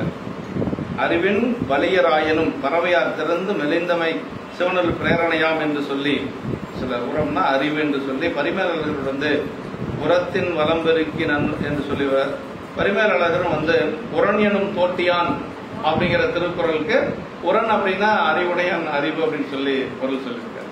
ஐயா மேற்கோள் காட்டியிருக்காரு. உரனும் தோட்டியான் ஓரைந்தம் உடையான் அந்த பாட்டு. அதுக்கு வந்து பரிமேலழகர் உரையில உரம் அப்படின்னா அறிவு என்று சொல்லி கொடுத்திருக்காரு. அதனால் இதுவரை கடை விரலாத கெண்டை இப்போது கண்டது அருளாலே அன்றி பிரிது ஒன்றால் அன்று என்பது. இப்ப பறவையார் கண்டதும் வந்து பெருமானுடைய திருவருள் தான் பார்க்க வச்சிருக்கு. இல்லைன்னா பறவையார் பார்க்க மாட்டாங்க, எதையும் பார்க்க மாட்டாங்க. கோயிலுக்கு வருவாங்க, போவாங்க, பணி செய்வாங்க, சாமி முன்னாடி சாமியுடைய திருவோலங்கள் நடந்து ஆடுவாங்க, பாடுவாங்க, அதோட சரி. வேற எதையும் திரும்பிய பார்க்க மாட்டாங்க. அது அயலறியா மனம் பெருமான் சேக்கிழ பெருமான். அப்படிப்பட்டவங்க பார்க்கறாங்கன்னு என்ன அர்த்தம்னா, பெருமானுடைய திருவருள் தான் அங்க வேலை செஞ்சிருக்கு. அதுதான் காரணம். அப்படி அருளால் என்று சொல்லி பூங்கோயில் உள்ளவரை வணங்க போதுவார் அவ்வோர் போதும் போது கண்ணவனை அல்லாது காணா என்று சொல்லி கங்குள் பகழியங்கள் மற்றொன்றும் காணற்க இங்கு இப்பரிசை எமக்கெங்கோ நல்குதியல் அப்படின்னா அந்த திருவம்பாயில் வருது பாருங்க, உன்கையில் பிள்ளை உனக்கே அடைக்கலாம். அந்த பாட்டுல கங்குள் பகழியங்கள் மற்றொன்றும் காணற்க, பெருமானை தவிர யாரையும் பார்க்க மாட்டாங்க. அப்படி இருக்கக்கூடிய அம்மா வந்து இவரை பார்த்திருக்கிறாங்க. வேறு ஒன்றையும் காணல் செய்யா. அது இங்கு உறவோனை கண்டது அவன் அருளியதே என்பார் அருளால் என்று சொல்லி இந்த உறவோனை சுந்தரரை பார்த்தது அருளால தான் பார்த்திருக்கிறாங்க. அயலறியா மனம் விரும்ப அவன் அருளையே அன்றி பிரிதொன்றில் சென்றறியாத மனத்தினிடத்தை இதனில் விருப்பம் செல்லுமாறு பிற நாயகரை அறியா மனமானது விரும்புதலாலும் என்பது ராமதாஸ் செட்டியாருடைய உரை குறிப்புல சொல்றாங்க. பிற நாயகரை அறியா மனமானது விரும்புதலாலும் என்று சொல்லி வேற யாரையும் பார்க்காத பரவினாச்சர் இப்பொழுது சுந்தரரை மட்டும் பார்த்திருக்கிறாங்க. கடை கூட்ட அப்படின்னா முடிந்து வைக்க, பிரிந்தவை கூட்டி வைக்க. இவ்வாறு பிரிந்தது சேர்றதான கடை கூட்டம்னா என்னன்னா, ரெண்டு பேரும் இப்ப திருமலையில பிரிந்த உறவை இப்ப சேர்த்து வைக்கிறார் பெருமாள். அதான் கடை கூட்ட, பண்டை விதி கடை கூட்ட அப்படின்னா ரெண்டு பேர்த்தையும் இப்ப சேர்த்த போறார் அப்படின்னு சொல்லி சொல்றாரு. பறவையாரும் உண்மை அப்படியே நம்பிகள் வேர்க்கன் விளங்கியவரை கண்டார் என்றதோடு பறவையாரும் உறவோனை கண்டார் என்று சொல்லி ரெண்டு பேரும் ஒருத்தருக்கு ஒருத்தர் இப்ப பார்த்திருக்கிறாங்க. கண்ணோடு கண்ணினை நோக்கோக்கின் வாய்ச்சொல்லின் என்ன பயன் என்று சொல்லி கம்பர் சொல்லுவார். அது மாதிரி திருக்குறள் சொல்லுது. அதே மாதிரி கம்பராமாயணத்தில் அதே மாதிரி வரும். ராமன் வந்து சீதையை பார்த்தது இந்த மாதிரி சொல்லுவாங்க. கண்ணோடு கண்ணோக்கின் என்று சொல்லி அது ஒரு பாட்டு வரும். இத்திருப்பாட்டு பறவையார்வால் நிகழ்ந்த காட்சி என்று சொல்லி சொல்றார். அடுத்த திருப்பாட்டு கண்கொள்ளா கவின் பொழிந்த திருமேனி கதிர் விரிப்ப விண்கொள்ளா பேரொழியான் எதிர்நோக்கும் எல்லையலுக்கு எண்கொள்ளா காதலின் முன்பு எய்தாததொரு வேட்கை மண்கொள்ளா நான் மடம் அச்சம் பயிர்ப்பை வழிந்து எழும். பெண்களுக்கு இருக்கக்கூடியது இல்லையா, அச்சம் நாணம் பயிர்ப்பை மடமை என்று சொல்லக்கூடிய இந்த நாலு என்னதான் இருந்தாலும் பெண் அப்படிங்கிறதுனால அந்த நாலு அங்க வந்து இருக்கு அப்படின்னு சொல்லி சொல்றாரு. கண்கொள்ளா கவின் பொழிந்த திருமேனி கதிர் விரிப்ப, அப்படியே கண் பார்வை கடங்காத கண் பூசும்படியான அந்த அழகு பொழிந்த திருமேனிகளை வீசும் அந்த என்ன சொல்றாரு, கிரணங்களின் விரிவு ஆகாயத்தின் உட்பட்டு அடங்காது பெறுகின்ற பெரிய ஒளி உருவமுடைய நம்பிகள். நம்பிகளுடைய உருவம் அப்படிப்பட்ட உருவங்க. ஒளி உருவமுடைய நம்பிகள் வெள்ளை யானையில போன காட்சி அங்க எப்படி தெரியுதுன்னா, சுப்பிரமணிய முனிவருக்கு 1000 ஞாயிறு போன்றதோர் பேரொழினார். 1000 சூரியன் சேர்ந்தா எப்படி இருக்கும், அது மாதிரி ஒரு ஒளி பிழம்பு. அப்ப சுந்தரருடைய திருமேனி இயற்கையாகவே ஒளியான திருமேனி. அப்படி இங்க புறப்படுற பொழுதுதான் யானை தெரியுது, யானை மேல ஏறது போறது மட்டும்தான் தெரியுது. மேல செல்லுகின்ற பொழுது ஒளி உலகத்துல தான் போற. அதனால அந்த சொல்றாரு, விண்கொள்ளா பேரொழியான் எதிர்நோக்கும் எள்ளியலும் என்று சொல்லி அப்படி அடங்காது பெறுகின்ற அந்த பெரிய ஒளி உருவமுடைய நம்பிகளை அவர் கண்ட நோக்குடன் ஒன்றுபட எதிரே நோக்கின்ற மென்மையாக இயலை வாய்ந்த பறவையாருக்கு மனத்தில் அடக்க முடியாத காதலால், அம்மாவுக்கு அதே மாதிரி அவருக்கு எப்படியோ அதே மாதிரி அம்மாவுக்கும் மனசுல அந்த மாதிரி ஒரு காதல் வந்துருச்சு.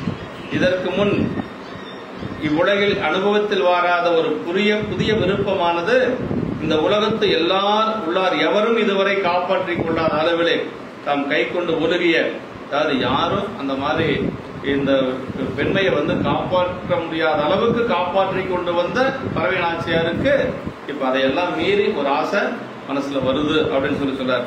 அதான் நாணம் மடம் அச்சம் பயிர்ப்பு, பெண்களுக்கு இருக்கக்கூடிய 4 குணங்கள், இதெல்லாம் பெண்களுக்கு இருக்கணும் அப்படிங்கறது ஒரு விதை. அந்த மாதிரி யாரும் காப்பாற்ற முடியாத அளவுக்கு இந்த 4 குணங்களுடைய பறவையா இருக்கு. அதையும் மீறி இப்ப இந்த ஆசை வந்திருக்குது அப்படின்னு சொல்றாங்க. முன்னே எதிர் தோன்றும் அடுத்தது கண்கொள்ளா கவின் பொழிந்த திருமேனி கதிர் விரிப்பன.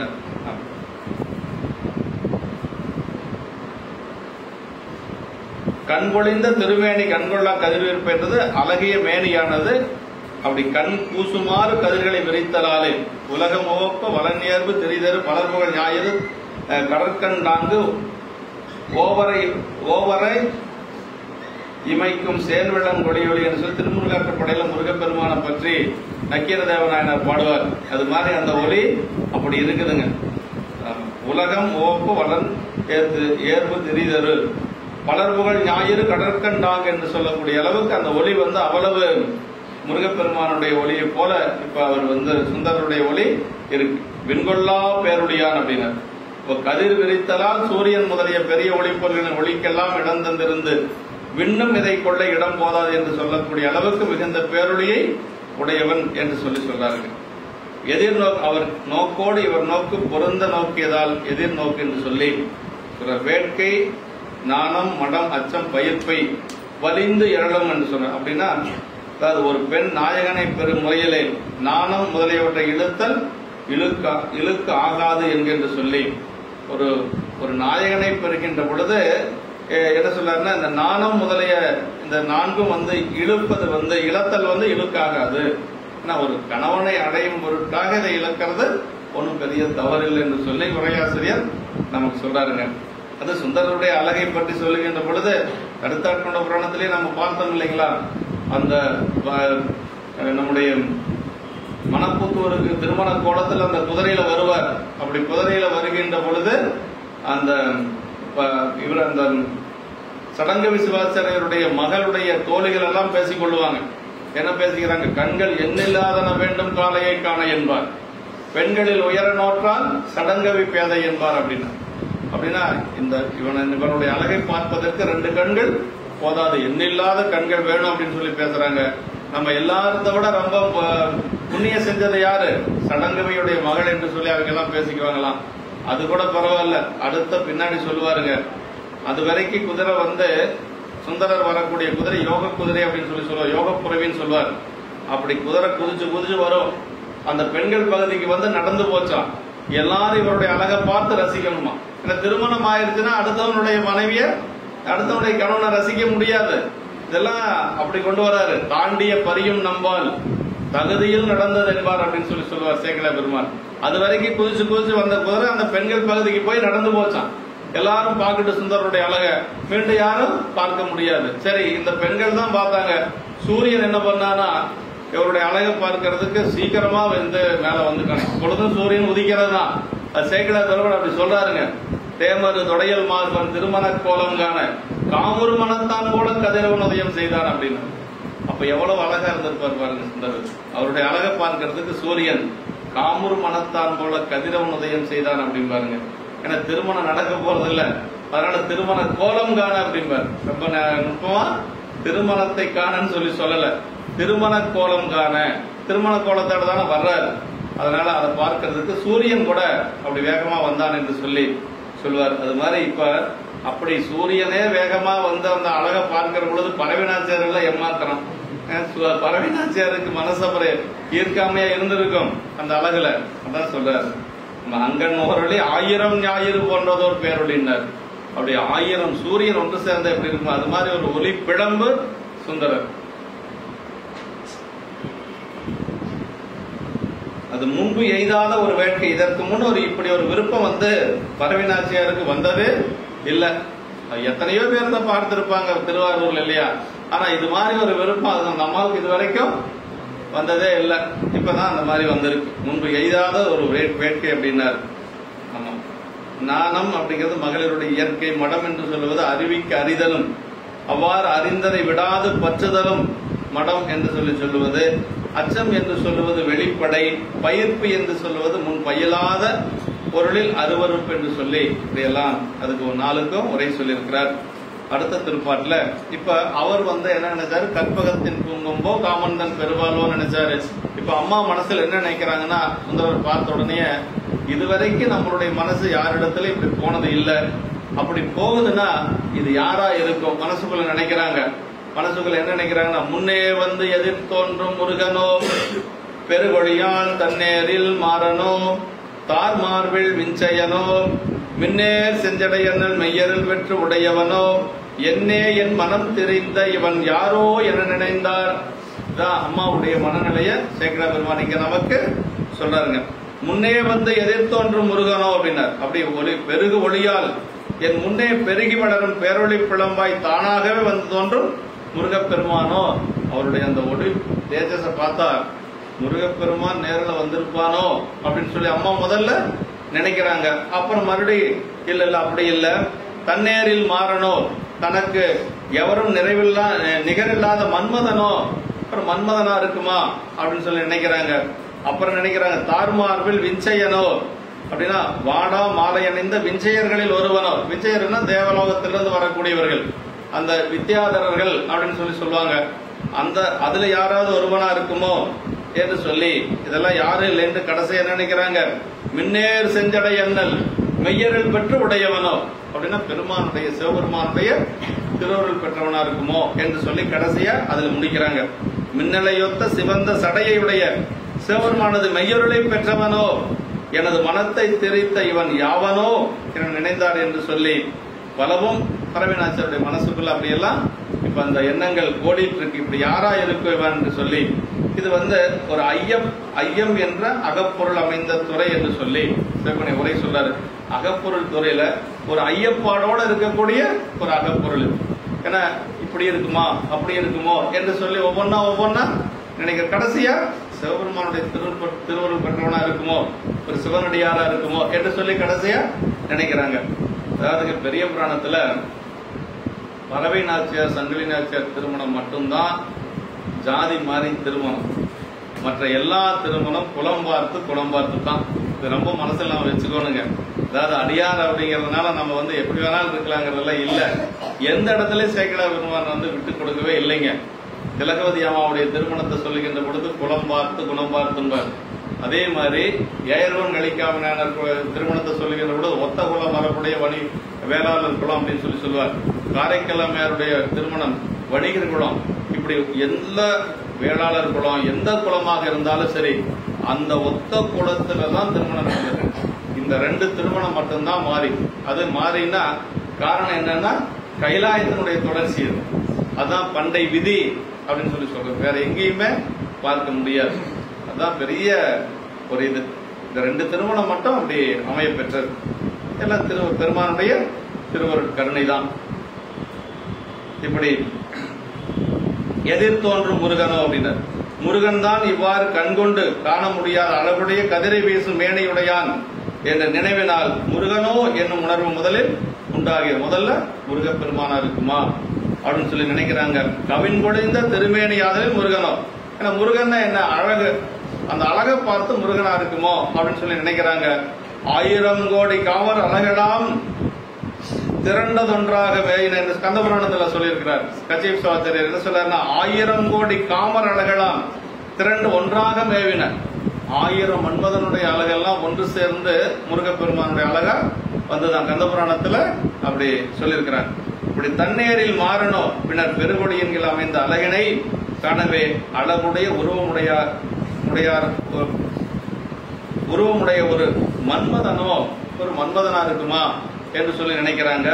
அப்படி என எண்ணினார். முருகன் தமது பெண்மை நலம் கவர எழுந்தருள ஏதுவில்லை. அதாவது முருகப்பெருமான் இப்படி எல்லாம் வரணுங்கிறது இல்ல. அதே மாதிரி மாறனோ என்று அடுத்து நினைந்தார். இவ்வளகு மாறனது அழகின் மேம்பட்டு உருவுடன் கூடி விளங்குதன் தண்ணீரில் மாறணும் அப்படின்னா முதல்ல அப்புறம் நினைக்கிற முருகனா நினைச்சாங்க. முருகன் இப்படி எல்லாம் வரணுங்கிறது இல்ல. சரி மன்மதனா இருக்குமானா மன்மதனோட இது அழகான உருவமாச்சே. அப்ப மன்மதனா இருக்கிறதுக்கு வாய்ப்பு இல்ல. மன்மதனுடைய அழகெல்லாம் என்ன அழகு, அதை விட சுந்தரனுடைய அழகு மிகுந்த அழகு. அதனால மன்மதனா இருக்காது அப்படின்னு அவங்கள ஒரு முடிவுக்கு வர்றாங்க. அப்புறம் தான் தன்மார்பில் விஞ்சயனோ சரி சைவ விடங்கின் அணியும் சந்தனமும் சாந்தமும் மாலையும் தாருமாகி அப்படி தார்மார்பில் விஞ்சயனோன்னா என்றைக்கும் வாடாத மாலை அணிந்திருக்கக்கூடியவர்கள் தேவலோகத்தில் இருக்கக்கூடிய வித்தியாதரர்கள். சரி அந்த வித்தியாதரர்கள் யாராவது இருக்குமா அப்படின்னா அவங்களா இருக்கிறதுக்கும் வாய்ப்பு இல்லை என்று சொல்லி சொல்றார். உருத்திர கனகையார் அடியவர் காலாம் தன்மையராயினும் இதுவரை எந்த அடியார் வாழும் எய்தாத வேட்கை விளைந்தமையின் இது சைவ விடங்கு விஞ்சயனோ என்று குறிப்பாம் என்று சொல்லி சொன்னார்.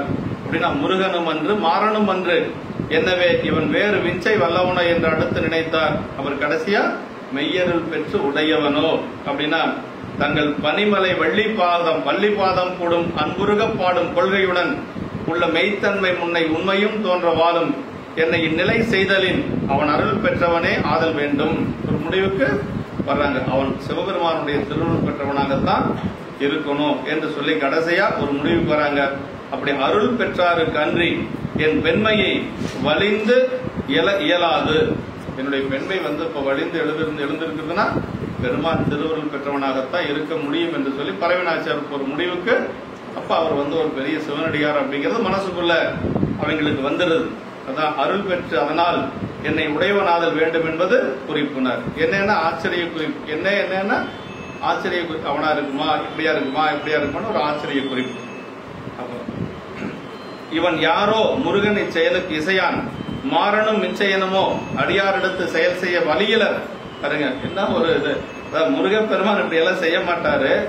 மன்மதனோ அல்லது தேவலோகத்தில் இருக்கக்கூடியவங்க எல்லாத்துக்கிட்டே அவங்க வேலையை காட்ட முடியும். ஆனா அடியார்கள்ட்ட அப்படியெல்லாம் செய்ய முடியாது. அடியாருடைய மனசெல்லாம் அப்படி அவங்க ஒன்றும் செய்ய முடியாது, வழியில அவங்களுக்கு அந்த தைரியம் இல்ல. அப்புறம் என்ன சொல்ற, ஆதலின் அருள் பெற்றுடையார் ஒருவரே ஆதல் வேண்டும். அதனால சிவபெருமான் திருவருள் பெற்றவராகத்தான் இருக்க முடியும். ஆயன் இவர் இன்னார் என்ற துணிவு வர மாட்டாமையின் யாரோ என்ற ஒரு நாயகனை பலர் மனத்தால் இந்நாட்டு தொன்று தொட்டு வந்த நெறியாதலின் இத்தலைவி முன்னே ஒவ்வொரு தலைவியரை மணந்த முருகன் மாறன் முதலிய ஒருவரோ என நினைத்தல் இழுக்காகாது என்று சொல்லி, ஆயின் ஒரு தலைவியை கண்டு காதல் கொள்ளும் தலைவன் அவளை பிறர் நாயகி போன்றார். அதாவது நம்மளுடைய மரபு சொல்றாரு பாருங்க, அருமையான ஒரு இடம். அதாவது அவர் என்ன, ஒரு பெண் ஆணை நாயகனை பார்க்கிற பொழுது, முருகன் சொன்னா வள்ளி தெய்வானையுடைய கணவன் தானே, அப்படி ஒரு பெண்ணுடைய கணவன் அப்படி நினைக்கலாமான்னா அது நினைக்கலாம் அப்படின்னு சொல்றாரு. ஆனா இதே ஒரு ஆண் பார்த்து அந்த பெண்ணை பார்த்து, இதுல இத்தனை பேர்த்த சொல்லியிருக்கிறாங்க. ஆனா பறவையாரை பார்த்து சுந்தர் என்ன நினைச்சாரு, இன்னாருடைய மனைவியா இருக்குமோ அப்படின்னு நினைக்க கூடாது. அது நம்மளுடைய சைவத்துல அல்லது நம்முடைய தமிழ் பண்பாட்டுல அப்படி இல்லை. இப்ப இவர் என்ன நினைச்சார், கற்பகத்தின் பூங்கம்போ, காமந்தன் பெருவாழ்வோ, பொற்புடைய புண்ணியத்தின் புண்ணியம் எல்லாமே பாருங்க இயற்கையாவே இருக்கு அடைமொழி எல்லாம். அப்படின்னா இன்னாருடைய மனைவியா இருக்குமோ, அதாவது திருமாலுடைய மனைவி லட்சுமியா இருக்குமோ, இல்ல பிரம்மனுடைய மனைவி சரஸ்வதியா இருக்கு, அப்படியெல்லாம் நினைக்க கூடாதான். ஒரு பெண்ணை அப்படி இன்னாருடைய மனைவி போல அப்படின்னு சொல்லி ஒரு ஆண் நினைக்க கூடாது. ஆனா ஒரு பெண் ஒரு ஆணை அப்படி எல்லாம் நினைக்கலாம், அது ஒன்றும் குற்றம் இல்லை என்று சொல்லி உரையாசிரியர். இதெல்லாம் நமக்கு என்னன்னா நம்மளுடைய கலாச்சாரத்துல பின்பற்றி ஒழுகக்கூடிய ஒரு நடைமுறைகள். ஒரு பெண்ணை அப்படியெல்லாம் பார்க்க கூடாது அப்படின்னு சொல்லி எழுதியிருக்கிறார். எத்தனை பேருக்கு தெரியும்? உரையாசிரியர் சொல்லினா நமக்கு மட்டும் என்ன தெரிய போகுது, உரையாசிரியர் சொல்லினா நமக்கும் தெரியாது. ஆனா ஓமை சொல்லுது பாருங்க, கற்பகத்தின் பூங்கொம்போ, காமந்தன் பெருவாழ்வோ, பொற்புடைய புண்ணியத்தின் புண்ணியமோ, ஒண்ணு கூட இன்னாருடைய மனைவி போலன்னு சொல்லி வரல இல்லையா? ஆனா அதே மாதிரி இங்க எல்லாமே சொல்றாரு இல்லையா? முதல்ல முருகனை சொல்லி, அப்புறம் மன்மதனை சொல்லி, அப்புறம் இது விஞ்சயனை சொல்லி, அதற்கு பிறகு சிவபெருமான் திருவருள் பெற்றுடையவர் என்று சொல்லி சொல்றாங்கன்னா அதுதான் நம்மளுடைய அந்த கலாச்சாரம். ஆயின் ஒரு தலைவியை கண்டு காதல் கொள்ளும் தலைவன் அவளை பிறர் நாயகி போன்றால் என கருதுதல் தகாது. உரையாசிரியர் சொல்றார், அது கற்பிலக்கணத்திற்கும் காதல் முறைக்கும் வடுவு என்று சொல்லி அது பற்றியே பேர் குறியாது முன்னர் கொம்போ வாழ்வோ புண்ணியமோ அப்படி சொல்லி சொன்னார். இப்ப இப்படி சொன்னதுக்கு காரணம் இது இலக்கணத்துல இருக்கு. நம்முடைய தமிழ் இலக்கணத்துல பெண்கள் அப்படி நினைக்கிறது இருக்கு. கற்பகத்தின் பூங்கும் என்ற நம்பிகள் நினைந்தவன் கேட்பவே பூத்தல் ஒளிந்து பால்பட்டு கிடந்த அதனை பூக்க செய்த விண்குடியேற்றிய முருகனோ யாதலால் முருகனோ என்ற நினைவு என்று சொல்லி சொல்றார். இப்படி எல்லாம் சொல்றார். மெய்யருள் பெற்று உடையவனோ சிவனருளே என்ற நம்பிகள் முடிந்தமையே அவர் மெய்யருள் பெற்று உடையவனோ எனும் தன்மையை பரவியார் உள்ள பளிங்கில் பதித்தது. இந்நினைவுகள் முன் இல்லாத இப்போது பளிங்கில் பவளம் பதித்தது போல் மனத்தில் பதித்தமையால் மனம் திரிந்த என்று சொல்லி இந்த இடத்துல சொல்றாருங்க. அவர் அறியேன் என்றபடி இவர் யாரோ என்றார் என்று சொல்லி சொல்றாருங்க.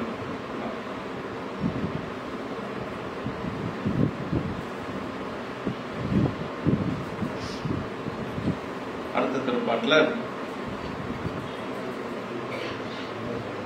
இப்ப ரெண்டு பேரும் ஒருத்தருக்கு ஒருத்தர் பார்த்துட்டாங்க இல்லையா? பார்த்ததுக்கு பிறகு அவங்களை பத்தி சொல்றாரு பாருங்க. அண்ணல் அவன் தன் மருங்கே அளவிருந்த காதலினால் உள் நிறையும் குணநான்கும் ஒரு குடை சாய்ந்தன எனினும் வண்ணமலர் கருங்குந்தல் மடக்கொடியை வழிதாக்கி கண்ணுதலை தொழுமன்பே கை கொண்டு செலவிப்ப. இப்படி பார்த்தாலும் கூட ஆனா அந்த அம்மாவுக்கு பெருமானை வழிபாடு செய்யணுங்கிற எண்ணம் கொஞ்சம் கூட மாறல. அதுதான் பெரிய சிறப்பு.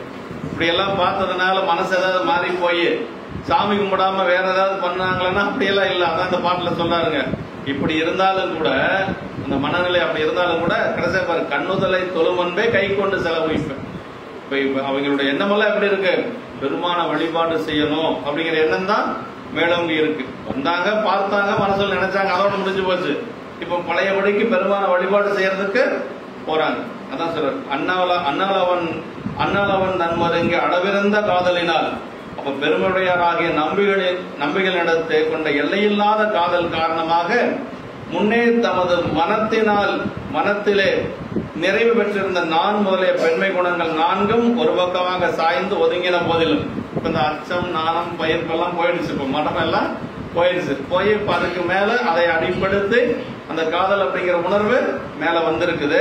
வந்தாலும் கூட அழகிய மலரின் மனம் வண்ணமலர் கருங்கூந்தல் மடக்கூடிய வழிதாக்கி, அந்த அழகிய மலரின் மனம் பொருந்திய கரிய கூந்தலுடைய மடமையுடைய கொடி போன்ற பறவையாரை வலிமையுடையவராக ஆக்குவித்து, என்ன சொல்றாரு பாருங்க, இந்த கண்ணுதலை தொழுமன்பே கை கொண்டு செலவுப்பன. அதான் ரொம்ப முக்கியங்க. எந்த நிலையிலும் பெருமானை வழிபாடு செய்யறத விடவே இல்லை அவங்க. அதான் சொல்றாரு, அப்படி நெற்றிக்கண்ணையுடைய பெருமானை சென்று தொழ வேண்டும் என்ற இறை அன்பே பற்றுக்கோடாக பிடித்து கொண்டு செல்லும்படி அப்படி வழிப்படுத்தி கொண்டு போக என்று சொல்லி, அப்ப இந்த நிலையிலையும் கூட பெருமான வழிபாடு செய்யணுங்கிற எண்ணம் தான் மேலோங்கி இருக்குது இல்லைங்களா. அதான் இந்த இடத்துல சொல்ற, அதான் வந்து இந்த அடியார்களுக்கு இருக்கக்கூடிய அந்த உரைப்பு.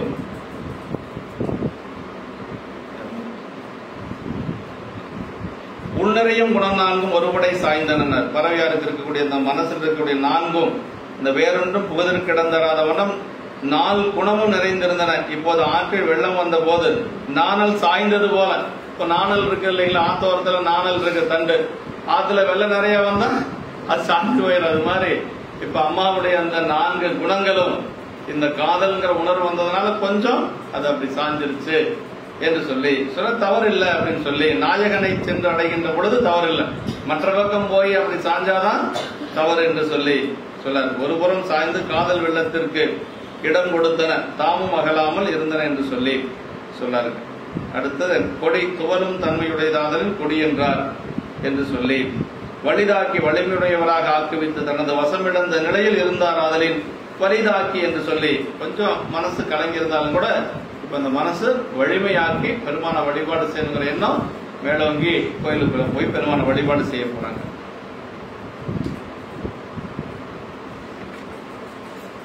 ரெண்டு உண்மையும் பாருங்க, ரெண்டு உண்மையும் சொல்லணும்னா, கற்பகத்தின் பூங்கொப்போன்னு சுந்தரன் மனசில் நினைக்கிறார். இதே பறவையார் முன்னே வந்து எதில் தோன்றும் முருகனோன்னு நினைக்கிறாங்க. அதே காமனின் பெருவாழ்வோன்னு சுந்தரர் நினைக்கிறார். அம்மா என்ன நினைக்கிறாங்க, மாறனோ மன்மதனாகுமோ அப்படின்னு சொல்லி நினைக்கிறாங்க. அவர் பொற்புடைய புண்ணியத்தின் புண்ணியமோ என்று சொல்லி சுந்தரர் நினைக்கிறாரு. அம்மா நினைக்கிறாரு விஞ்சயனோ அப்படின்னு சொல்லி நினைக்கிறாங்க. அப்புறம் அரியேன் என்று சொல்லி சுந்தரர் நினைக்கிறாரு. யாரோ என்று சொல்லி இப்படி யாரா இருக்குன்னு சொல்லி பறவையார் நினைக்கிறாங்க. சிவன் அருளோ என்று சொல்லி சுந்தரர் நினைக்கிறாரு. பறவையார் என்ன நினைக்கிறாங்க, மின்னேர் செஞ்சடையல் நெய்யர்கள் பெற்று உடையவனோன்னு. இப்படி 2 பேர்த்தினுடைய மனநிலை ஏறத்தால ஒரே மாதிரியே கொண்டு வந்திருக்கிறார்.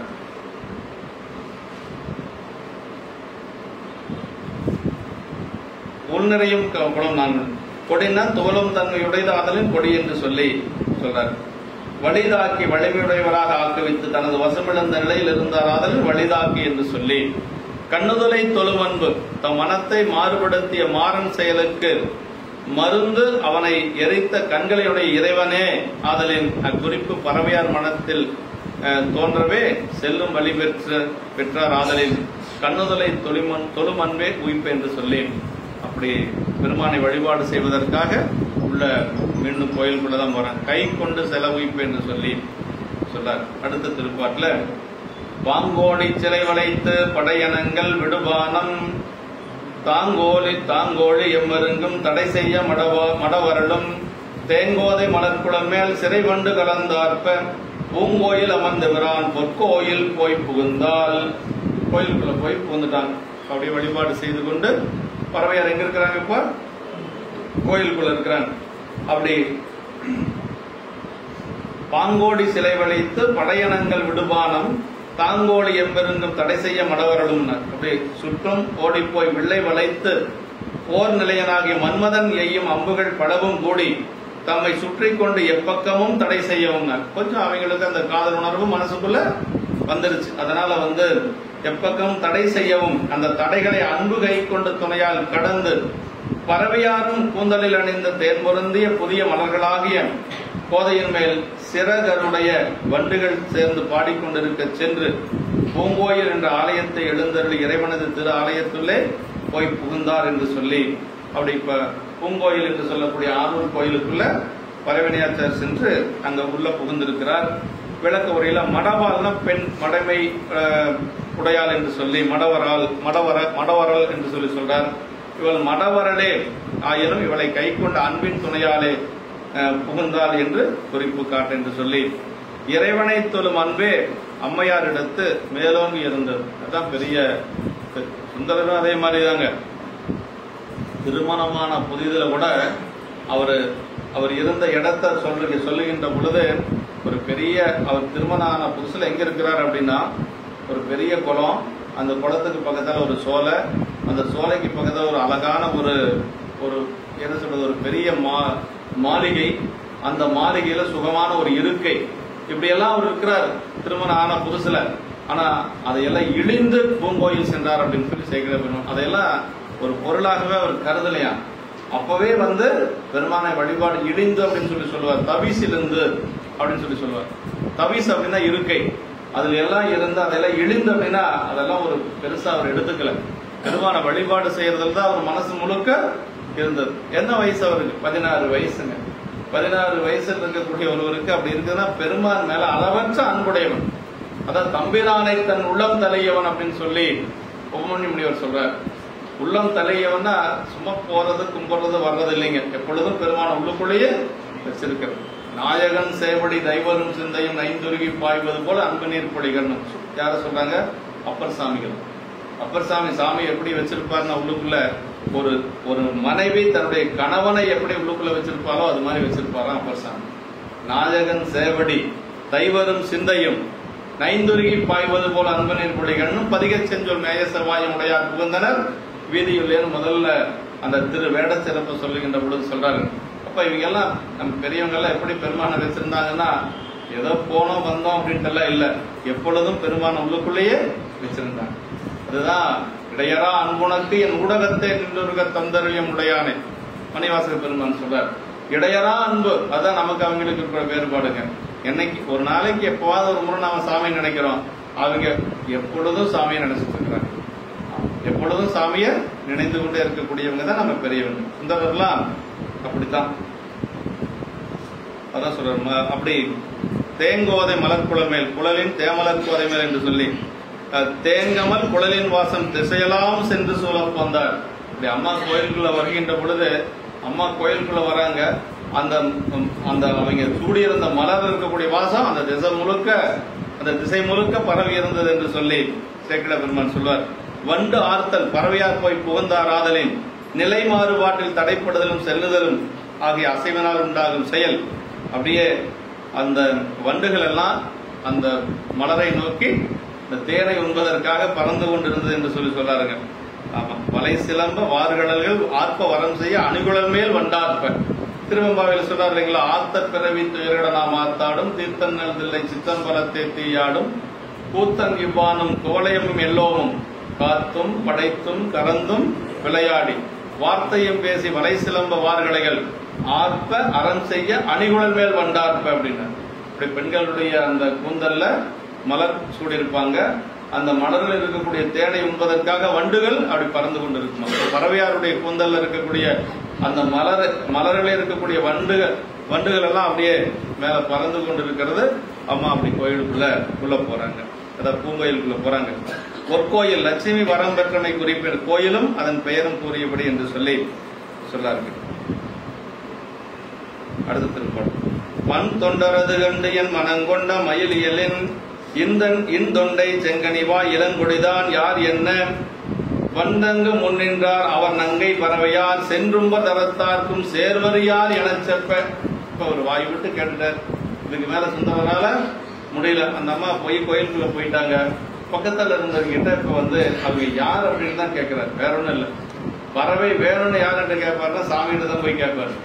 சாமிகிட்ட மட்டும்தான் எது வேணாலும் சாமிகிட்ட தான் கேட்பாரு. யாருன்னு தெரிஞ்சுக்கிறாரு. இப்போ போய் நமக்கு யாராச்சும் ஒருத்தது இவங்க யாருங்க புதுசா இருக்குது அப்படின்னு கேட்கறோம் இல்லையா, அது மாதிரி யாருன்னு கேட்டுக்கிறாரு.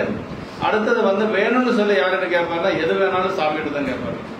வேற யாருக்கிட்டையும் போய் கேட்கற வழக்கம் சுந்தரருக்கு கிடையாது. யாருக்கிட்டையும் போய் எதுவும் அவர் கேட்டது இல்ல. அதான் மண் தொண்டர் அது கண்டு மனம் கொண்ட மயிலியலின் இந்தொண்டை செங்கனிவா இளங்கொடிதான் யார் என்று. அப்படி வன்தொண்டர் அவர் பறவையார் பூங்கோயில் போய் புக்கதை நம்பிகள் பார்த்துட்டாரு. கோயிலுக்குள்ளாம போறாங்க. பார்த்துட்டு எனது மனதை தனது இடமாக கொண்ட மயில் போன்ற சாயலையும் அதே மாதிரி இனிய கொவ்வை செங்கனி போன்ற வாயினுடைய இளங்குடி போன்ற இப்பெண் யார் என்று பக்கத்தில் இருந்தவர்கள் கேட்கிறார். அடியார்கள் தான் இருந்திருப்பாங்க. அப்படி அடியார்களை வந்து இந்த பெண் யார் அப்படின்னு சொல்லி கேட்கின்ற பொழுது சொல்றார், யார் என்ன? வந்தங்கு முன்னின்றார் அவர் நங்கை, அன்றங்கு முன்னின்றார் அவர் நங்கை பறவையார் அப்படின்னு சொல்லி சொன்னாங்க. நங்கை பறவையார் சொல்லி சொல்றாங்க. பறவையார் என்று பெயருடையவர் சொல்றாங்க. சென்றும்பர் தரத்தாருக்கும் சேர்வரியார். உம்பர்னா தேவர்களுங்க. என்ன சொல்றாங்கன்னா அவரை பத்தி சொல்லணும்னா தேவத்தன்மை வாய்ந்தவர்களுக்கும் போய் அடைவதற்கு அரியவர். தேவர்கள் கூட போய் அவரை சேர்ந்து அடைய முடியாது அப்படின்னா பாருங்க அவருக்கு எப்படி இருக்கும். தேவர்கள் கூட நெருங்க முடியாத அளவுக்கு அந்த அம்மா உயர்ந்த நிலையில் இருக்கிறாங்க என்று சொல்லி அந்த அடியார்கள் எல்லாம் அவர்கிட்ட சொல்றாங்க. மனம் கொண்ட மனத்தை தன்வசமாக்கி இடம் கொண்ட இளங்கொடி என்று சொல்லி சொல்றாரு. முதல்ல விரை கொடினாரு. நம்ம மலர் பூத்த விரை கொடியோ அப்படின்னு இப்ப இளங்கொடி அப்படின்னு சொல்லி சொல்றாரு. இளங்கொடி என்பது யார் என்ன யாரோ என்று சொல்லி முதல்ல அதிசயத்து நிற்கிறார். இது யாரா இருக்கும் என்று சொல்லி அதிசயத்து நிற்கிறதுனால யார் அப்படின்னு சொல்லி வாய் விட்டு கேட்கிறார். நங்கை பறவையார் அப்படின்னா நங்கைங்கிற அருமையான ஒரு தமிழ் சொல்லுங்க. பெண்களில் சிறந்தவள் நங்கை. ஆமா, ஆண்களில் சிறந்தவள் நம்பி அப்படின்னு சொல்லி சொல்லுவாங்க. ஆமா, பெண்களில் அந்த காலத்துல நங்கை அப்படிங்கிற சொல் இருந்தது. அண்ணனுடைய மனைவி நங்கைன்னு தான் சொல்லுவாங்க. இப்பதான் அண்ணிங்கிறதெல்லாம் அப்படின்னா அண்ணனுடைய மனைவிய ஒரு சிறந்ததா கருதுவது அந்த காலத்துல ஒரு மரபா இருந்திருக்கு. அண்ணிங்கிறது இப்ப இடையில வந்தது. நங்கை அப்படிங்கிறது அந்த காலத்துல இருந்தது. பெரியவங்கெல்லாம் நங்கை அப்படின்னு சொல்லி அழைப்பாங்க. அதான் நங்கை பறவை அப்படின்னா பெண்மையில் சிறந்தவர் என்று சொல்லி அந்த ஒரு சிறப்பு நோக்கி நங்கை அப்படின்னு சொல்லி சொல்றது ஒரு மரபு. நங்கை பறவை என்பதை இவரை அழைத்த மரபு போலும். தந்தை ராஜராஜ சக்கரவர்த்தியார் தமது ராஜராஜேஸ்வரத்திலே ஸ்தாபித்துள்ள இவரது செப்ப படிமத்தில் நங்கை பறவை அப்படின்னு தான் அந்த ராஜராஜேஸ்வர செப்ப படிமத்துல பெயர் பறித்திருக்கிறாங்களாம். பறவைன்னு மட்டும் இல்ல, நங்கை பறவை அப்படின்னு சொல்லித்தான் பறித்திருக்கிறாங்க அப்படின்னு சொல்லி சொல்றார். அப்படி ஒவ்வொரு தரத்தாருக்கும் சேர்வரியார் யார் என்று கேட்டாருக்கு அந்த பேரோடு தன்மையும் உரைத்தமை மரபு என்று சொல்லி, அதாவது பெயரையும் சொல்லி அவர்களுடைய தன்மையும் சொல்றாங்க. கூட இருந்தவங்க அறியார் என்று அறிவித்தனர். உம்பர் தரத்தும் யாருக்கும் சேர்வரியார் என்று சொல்லி மக்கள் தேவர் நரகர் என்று மூவகை உயர்ந்த நிலையிலும் தேவர் உயர்ந்தோர். நம்ம நரகர் நர உலகத்தில் இருக்கக்கூடியது மக்கள் எல்லாத்தோட உயர்ந்த, நம்மளோட கொஞ்சம் உயர்ந்த நிலையில் இருக்கக்கூடியது தேவர்கள் இல்லையா? ஆனா அந்த தேவர்கள் கூட வந்து நெருங்க முடியாத பெருமை அந்த அம்மாவுக்கு உண்டு என்று சொல்லி பதியலார் அப்படின்னு சொல்லி ஏற்கனவே சொன்னாங்களே. பதியலார்னு என்னன்னா சிவபெருமானை தவிர வேறு பற்றுக்கோடு இல்லாதவர்கள். பதினா இறைவன் இல்லையா? பதியையே பற்றுக்கோடாக கொண்டவர்கள். வேற யாருக்கும் அவங்க அடிமை கிடையாது. பெருமானுக்கு தொண்டு செய்யக்கூடிய அடிமைகள், அவ்வளவுதான். அந்த உம்பதரத்தாருக்கும் சேர்வரியார். உம்பரின் மேலாயினவர் யாரு? விஷ்ணுமூர்த்தி. அவருக்கும் கிருஷ்ணாவதாரத்தில் சிவதைக்க செய்து அவர் முடிமேல் அடி வைத்தர் உபமன்ய முனிவர். அவரால் துதிக்க பெறுவர் நம்பிகள். இவர் அவருக்கே உரியர் அல்லது உம்பதரத்தாருக்கும் சேர்வரியார். திருமலை சிறப்புல பார்த்தோம் இல்லையா? உபமன்ய முனிவரை பற்றி சேக்கிழ பெருமான் எப்படி சொல்லாருங்க? யாதவன் துவரைக்கு யாகிய மாதவன் முடிமேல் அடி வைத்தவன், பூதநாயகன் ஒருவரும் தொண்டனுக்கு ஆதி எண்ணம் இல்லாமை அடைந்தவன். உபமன்ய முனிவரை பற்றி அறிமுகப்படுத்துறார் சேக்கிழ பெருமான். எப்படி அறிமுகப்படுத்துறாருன்னா, யாதவன் துவரைக்கு யாகிய மாதவன். யாரு? கிருஷ்ண பரமாத்மா. கிருஷ்ண பரமாத்மா எப்படின்னா யாதவர் குலத்திலே தோன்றியவன், துவாரகைக்கு இறைவனாக இருக்கக்கூடியவன், மாதவங்கள் செய்தவன் கிருஷ்ணர். அப்படிப்பட்ட கிருஷ்ணருக்கு திருவடி தீக்க செஞ்சு வச்சவர் யார்? நம்முடைய சுந்தரர், இந்த உபமன்ய முனிவர். அப்படிப்பட்ட உபமன்ய முனிவர் வந்து இது ஒரு சிவரகசியத்தில் இருக்குதுங்க. சிவரகசியத்துல வந்து அந்த நர்மதை ஆற்றங்கரையில தங்கியிருக்கிறாங்க. உபமன்ய முனிவரும் அதே மாதிரி கிருஷ்ணருடைய ஆட்களும் தங்கியிருக்கிறாங்க. அப்படி தங்கியிருக்கிற பொழுது அங்க ஒரே மலர் செடி தான் இருக்கும். தினசரி உபமன்ய முனிவர் அதை பறிச்சுதான் மலர் பூஜை பண்ணுவார். அன்றைக்கு கிருஷ்ணனுடைய ஆட்கள் போய் பறிச்சிடுறாங்க. அப்படி கிருஷ்ணனுடைய ஆட்கள் பறிச்சதுனால அப்ப வந்து உபமன்ய முனிவருக்கு மலர் இல்ல. உபமன்ய முனிவருக்கு மலர் இல்லாதனால உபமன்யுடைய சீடர்கள் எல்லாம் போய் சொல்றாங்க, மலர் இன்னைக்கு இல்லைங்க சாமி பூசைக்கு அப்படின்னாங்க. ஏப்பா இல்லைன்னாரு, கிருஷ்ணனுடைய ஆட்கள் பறிச்சுட்டு போயிட்டாங்கன்னாரு. அந்த பூவையே எடுத்துட்டு வா, நான் பூஜை பண்ணிக்கிறேன்னாரு. சாமி அது நிர்மாலயம் ஆயிருக்கும்ல அப்படின்னாரு. இல்ல எடுத்துட்டு வா அப்படின்னாரு. அதை கொண்டு வந்து கொடுத்தாங்க. மீண்டும் அவர் பூஜை பண்ணாரு. செய்தி கிருஷ்ணருக்கு போச்சு. கிருஷ்ணர் வந்தாரு. உபமன்ய முனிவருடைய அந்த பர்ணசாலைக்கு வந்தார். உபமன்ய முனிவரை பார்த்து, நான் பூஜை பண்ண பூவை எடுத்து நீங்க பண்ணீங்களே, அது எப்படி நியாயமா? அது வந்து நிர்மாலயம் ஆயிருக்கும்ல, பெருமானுக்கு ஒரு முறை சாத்திய மலர் மீண்டும் சாற்றக்கூடாதுன்னு விதி இருக்குல்ல அப்படின்னு சொல்லி சொன்ன பொழுதுதான் அப்ப உபமன்ய முனிவர் கேட்கிறாரு, நீங்க வைதிக முறைப்படி தீக்கை வாங்கித்தான் பூஜை பண்ணணும், நீங்க யாருகிட்ட தீக்கை வாங்கினீங்க அப்படின்னு சொல்லி சொல்லுகின்ற பொழுது, நான் தீக்கை வாங்கல அப்படின்னு சொல்லி கிருஷ்ணர் சொல்றாரு. நான் கிருஷ்ணர் நானே தீட்சை வாங்கணுமா? ஆமா நீ தீட்சை வாங்கணுங்கிறாரு. யாரு? உபமன்ய முனிவர். எப்படி சொல்றீங்கன்னாரு, நீங்க போட்ட மலர் சாமியுடைய திருவடிக்கு போகலைங்கிறாரு. எப்படி நிரூபிக்க முடியுமாங்கிறாரு. காட்டுற வாங்கன்னு சொல்லி காட்டுறாரு. அந்த மலர் பெருமான் திருவடியில் இல்ல.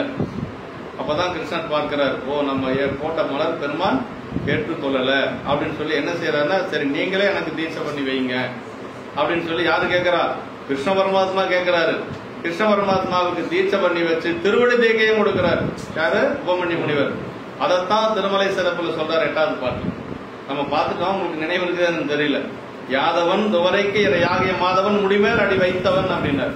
அப்ப கிருஷ்ண பரமாத்மாவுடைய திருமுடி மேலேயே திருவடியை வச்சவர் உபமன்ய முனிவர்.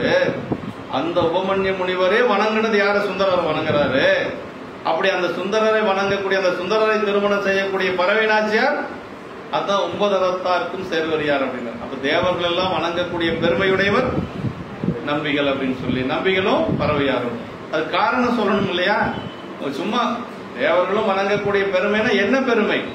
தேவரெல்லாம் தேவருக்கே தீட்சை கொடுத்த, கிருஷ்ண பரமாத்மாவுக்கே தீட்சை கொடுத்த உபமன்ய முனிவர் சுந்தரரை வணங்கி இருக்கிறாரு. அந்த சுந்தரருக்கு நாயகியா இந்த அம்மா போக போறாங்க. அதனால இந்த அம்மா வந்து தேவர்கள் கூட நெருங்க முடியாது என்று சொல்லி அங்க சொல்றாரு. இந்த உம்பரின் மேலாயினவர் விஷ்ணுமூர்த்தி, அவருக்கும் கிருஷ்ணாவதாரத்தில் சிவதீக்க செய்து அவர் முடிமேல் அடி வைத்த உபமன்ய முனிவர், அவரால் துதிக்கப்பெறுவர் நம்பிகள், அவர் இவர்க்கே உரியர் அல்லது உம்பர் நாயகருக்கும் சேர்வரியார். அது உபமன்ய முனிவர் எப்படிப்பட்டவர்னா, சம்புவின் அடித்தாமரை போதலால் எம்பிரான் இறைஞ்சாய், சிவபெருமான தவிர யாரையும் வணங்காதவர் உபமன்ய முனிவர். அப்படிப்பட்ட உபமன்ய முனிவர் சுந்தரரை பார்த்து வணங்குறார். சுந்தரர் எவ்வளவு பெரியவரா இருப்பார்? சுந்தரர் அப்போ அதான் தொடர்ந்த முனிவர் தொழும் பறவை துணைவான்னு சிவபிரகாஷ் சுவாமிகள் பாடினார். இப்ப எல்லாம் ஒரு காரணத்தோட எல்லாமே நமக்கு வந்து புராணத்துல சொல்லப்பட்டிருக்கு, பெரிய புராணத்துல சொல்லப்பட்டிருக்கு அப்படிங்கிறது தான். ஆக்சுவலி இந்த அளவுக்கு நாம வந்து இந்த பாடலோட இன்று நிறைவு செய்து கொண்டு அடுத்த வாரம் நம்ம மீண்டும் சந்திக்கலாம். என்றும் இன்பம் பெருகும் இயல்பினால் ஒன்று காதலின் உள்ளமும் ஓங்கிட மன்றுளார் அடியார் அவர் வான்புகள் நின்றதெங்கும் நிலவி உலகலாம். வான்முகில் வளாது பெய்க மலிவலம் சுரக்க மன்னன் போன்முறை அரசு செய்ய குறைவிலாது உயிர்கள் வாழ்க. நான்வரை அறங்கள் உங்க நற்றவும் வெள்ளி மல்க. மேன்மைகள் சைவநீதி விளங்குக உலகமெல்லாம். மேன்மைகள் சைவநீதி விளங்குக உலகமெல்லாம். மேன்மைகள் சைவநீதி